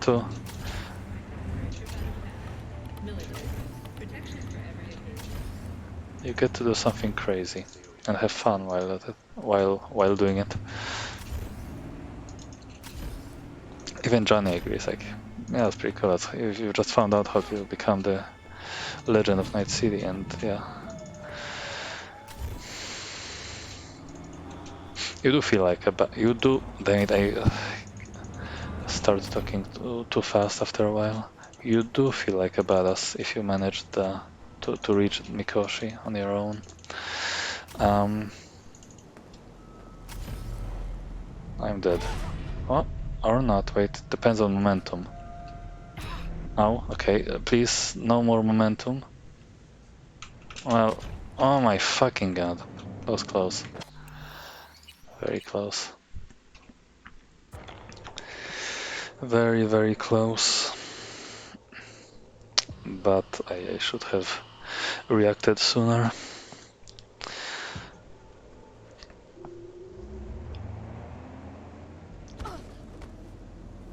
Wow, nice place to autosave.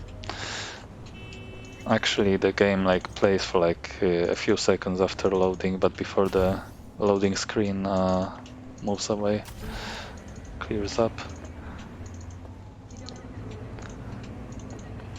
I was talking about Path of Glory again. Yeah, and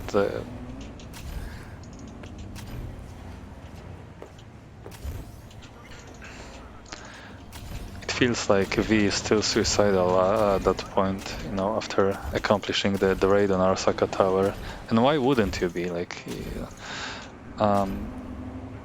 Judy tells you if you call her and she lives with you that the new drug isn't working. I don't know what other romanceable characters tell you. So you don't have much time. Might as well go out with an even bigger bang. And you're the only person who can do that, so you storm the Crystal Palace or like rob it. It's interesting that Mr. B or Blue Eyes tells you that if you succeed, you will gain more than you can possibly imagine. And V is like, yeah, I've got nothing to lose at this point. I don't care. So that's kind of nihilistic.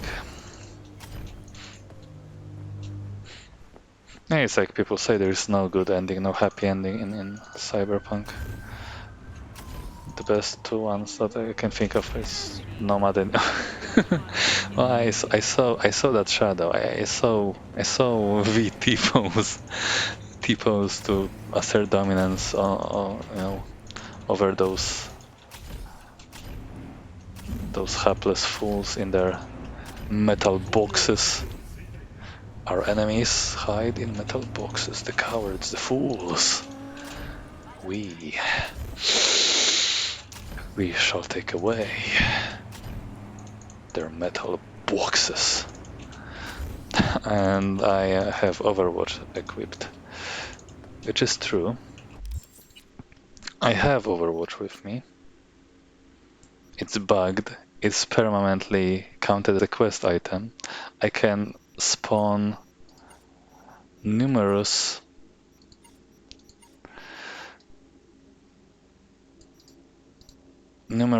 copies of the same sniper rifle.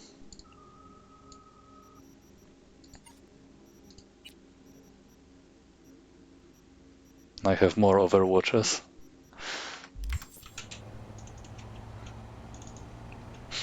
Just Cyberpunk things. This seems like a pretty rare bug, though. I have not heard many people talk about experiencing it. Overwatch is a cool sniper, though. I don't mind having it with me. I do mind, however, that it weighs so much. Weighs so much, I think is how you say. Oh, I'm about to do it again. Look at me go. I did that again. Shame on me.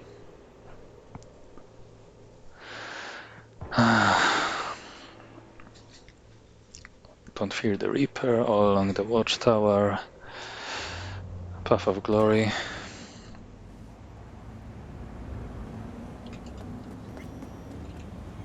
But Path of Glory, I think, gives you the best hope of actually finding the cure for your condition, which I have not gotten to discuss yet. I don't get it exactly. What's happening to V? This has puzzled me.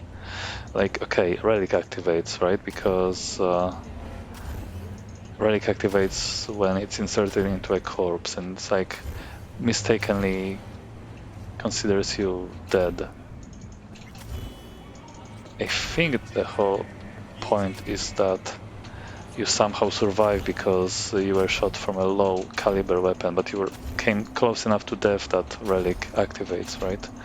So you are still alive, actually, so maybe you're not dead. I'm not sure anymore. Fuck. I'm sorry. Throat giving out. I really don't know what's happening. Are we dead or not? Were we killed? Sometimes Johnny tells us like we are like living, a dead man, basically a living corpse. I think. I don't know if that's just teasing. Must be, right? Oh, that was an autosave. Another great moment to autosave the game. Hey, we might as well drive around in cars, right? Listen to some music. I mean, we've been here for freaking 3 hours, nearly 4. Might as well, I don't know, drive in some cool cars. Like the Quadra. But which one? The Turbo? That's not the... Is that the one? I think that's the car from like some trailers.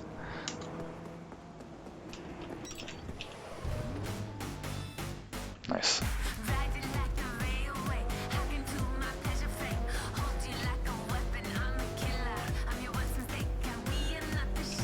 That's enough. Wait, no, why not drive around the... Oh, someone's behind me. And yeah, that's the great design of some of the cars in the game. They don't even have...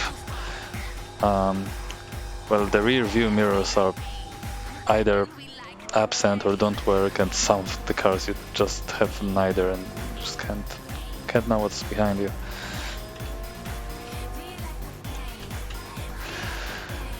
Yeah, let's just go on a joyride, I think is what they call it.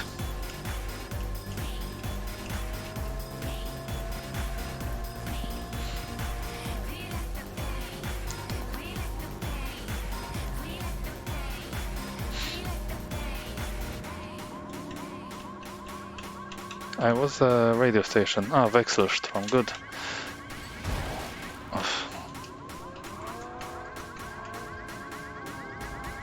Wait, am I even honking my horn? Ah, it's barely audible from the inside.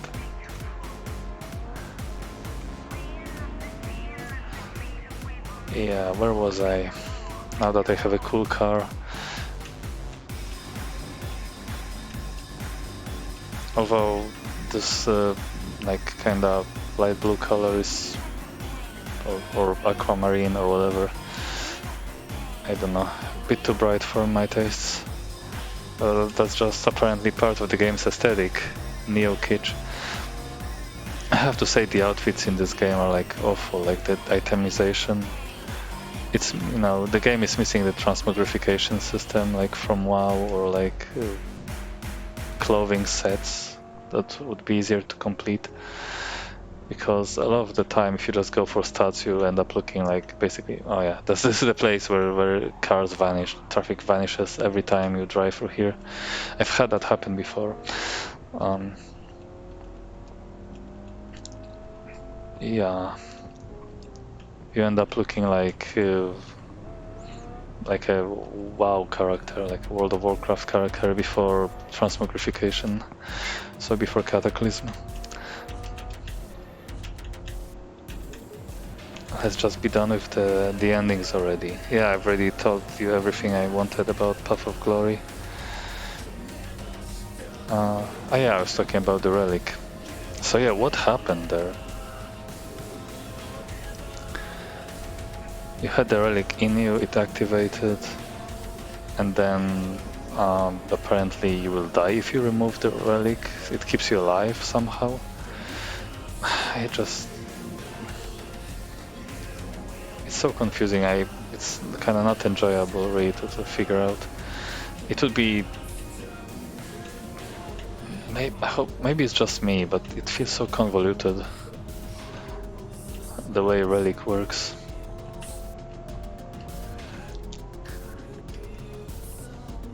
And it's damaged apparently. You get relic malfunction screens once every day. But at the same time, like, if you are removed and Johnny is the only somehow person remaining, then he gets to keep the body and it works normally and without issue.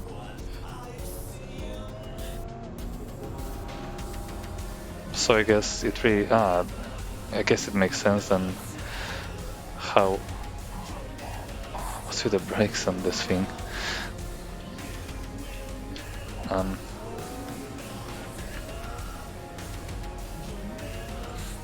Yeah, I guess you are like a living corpse in the sense that you should be dead. You would have died if not for relic, I suppose. Is how you're supposed to interpret it. Wait, I think the front of my car is damaged. Yikes, yes, it kind of sticks out, the front, the engine cover or whatever. Wait, did that guy? Never mind. Of course, the moment you look away, traffic gets replaced.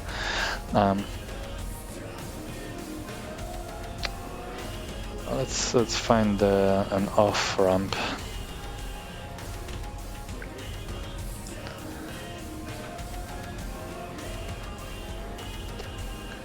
My brain is shutting down. There's one more ending, right? Oh yeah, the one I ignored. Johnny and Rogue, nothing much to say about it. Let's go home, guys. I think I'm about ready to end this. Oh, we are closer than I thought. Good.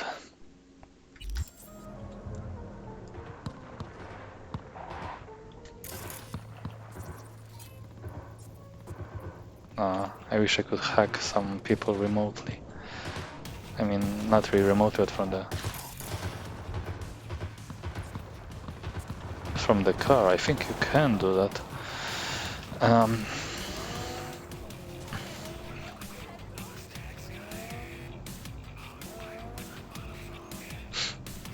I'm just thinking about the story. Like, this is what this whole video was supposed to be about before it started just going on far longer than it ever should have.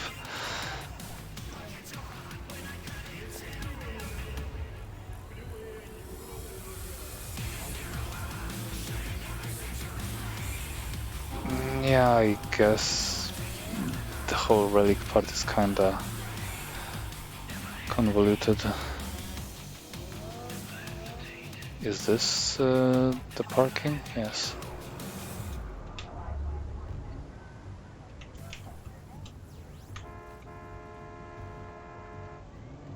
I shouldn't honk the pedestrians. They have the oh, it's so low res. What's up with this?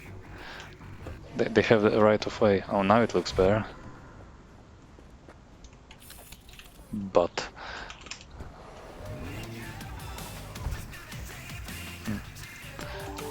I guess it took a while to load. Also Windows sounds.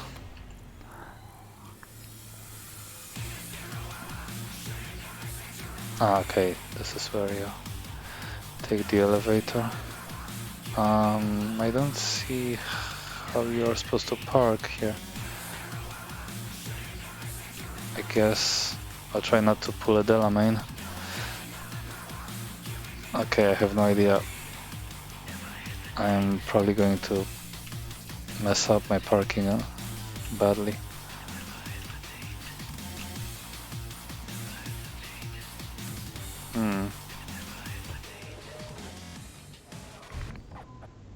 I mean, if someone parks here, I will... Wait, can I open the door? Actually, I can. Oh, that's no problem then. Alright. They don't open to the side, but kinda backwards. So, but still, it's like, come on, I have to redo the parking.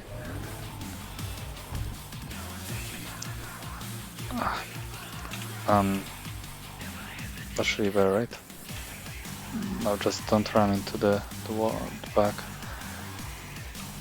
I hope I haven't. It's better. Not great, but better. Actually, it's acceptable, I'd say. Very nice.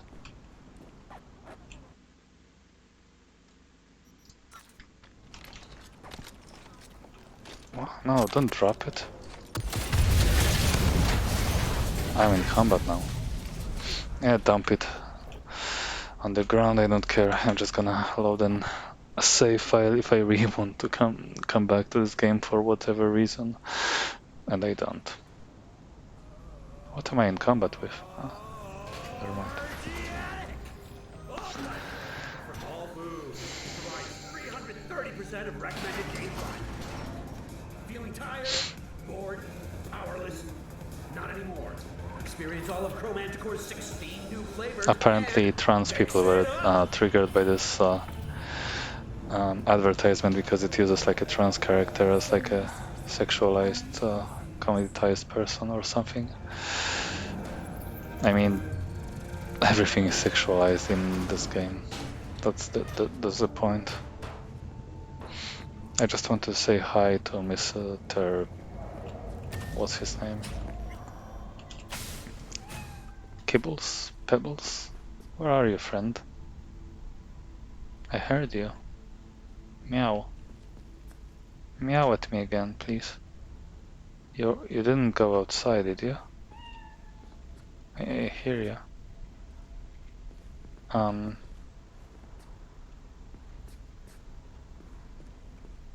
Where are you this time? Am I going crazy? Where is the cat? Where did the cat go? It's not drinking water from the toilet. Oh. No. Yeah, he's not here, or she. What? I don't get it. Where did the cat go? Usually he's here somewhere. What happened? I must be having a stroke. I must be going crazy. I must be so tired. What? You sly bastard. You hid from me. Oh my god, I've never seen you here. Nibbles, that's your name.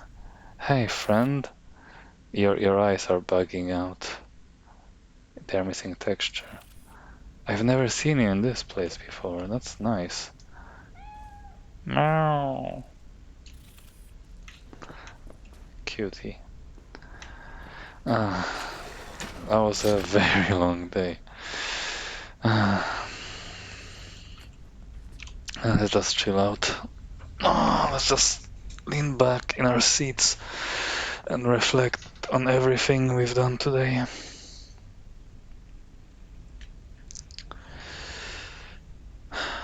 Yeah, beautiful game. I've talked about the story so much, I never really had a clear purpose about what I wanted to discuss, just kinda tell you everything about nothing in particular. I will probably not put this on YouTube. It's just too long. That will be like a 5 video series, every single one 1 hour long. Nobody will watch this. So it defeats the point.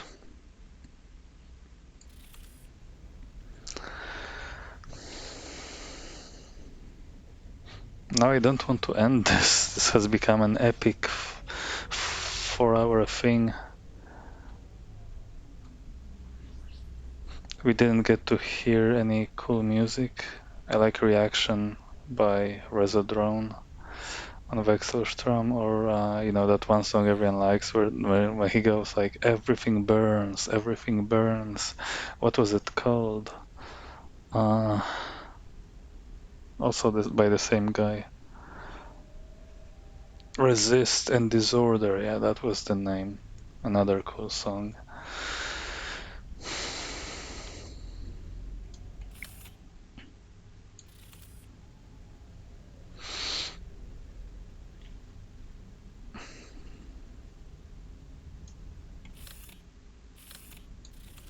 Any other characters I want to discuss? I don't think so.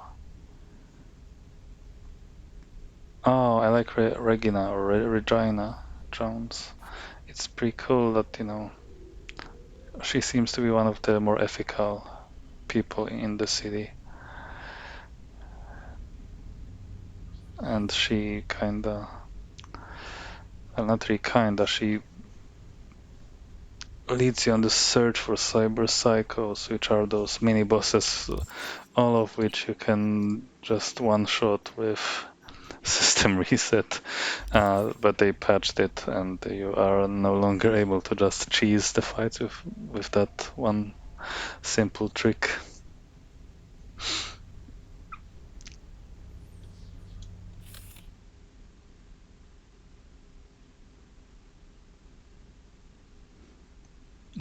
Is that the weather forecast? I don't know how many degrees Celsius that is in, but it must be warm, right? Like 25, 30 degrees.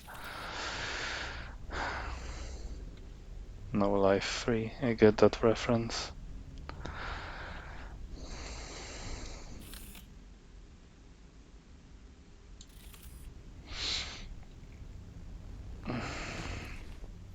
Yeah.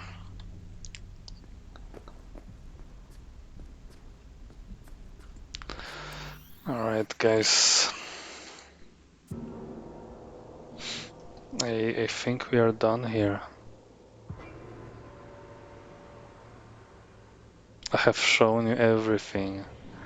We we must have covered a distance of like, I don't know, 1,000 kilometers or more. I showed you a lot of what I like doing in this game, which is going fast. Cyberpunk 2077 is my favorite Sonic game. I guess we saw some bugs because of course we did. Uh,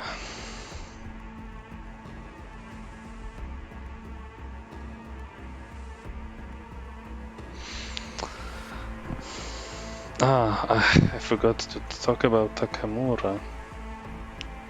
He's such an idiot. He hates you if you do not serve Arasaka, basically. Even if you've saved his life. It's like, oh, am I gonna commit seppuku now? What an asshole. What an idiot. You saved his life for this. And I guess I also didn't really talk about how Yorinobu, you can hear in the news only. In other endings, basically he manages to sabotage the company, and you typically end up bringing down the whole relic project by like sabotaging Mikoshi, so that's good. But there's also a problem with rogue AIs, like Alt Cunningham is released onto the human internet, so that could be a very, very, very bad thing. Because she can just like, if you've seen what she is capable of, like all of freaking mankind in the same network is at her mercy, and it's messed up. So that's something to consider. Can you really trust Alt? And remember, she's not herself. She has been changed by her stay beyond the black wall, and by the fact that, you know, she died a very long time ago. So that's another cool thing to ponder. I really don't know what the best ending is in this game, which I guess is nice about it. Anyway, that's enough. So yeah, I wanted to end the video now, but I guess you don't see anything terribly revealing about me on the screen right now. Like I was scared for a moment. Whoops, I was hoping there would be at least like a confirmation prompt. But yeah, that's enough Cyberpunk for today. Look at the time. That's I was hoping the video would be done 3 hours ago. Yeah, thank you for watching. Who am I kidding? Nobody will watch this. Bye bye.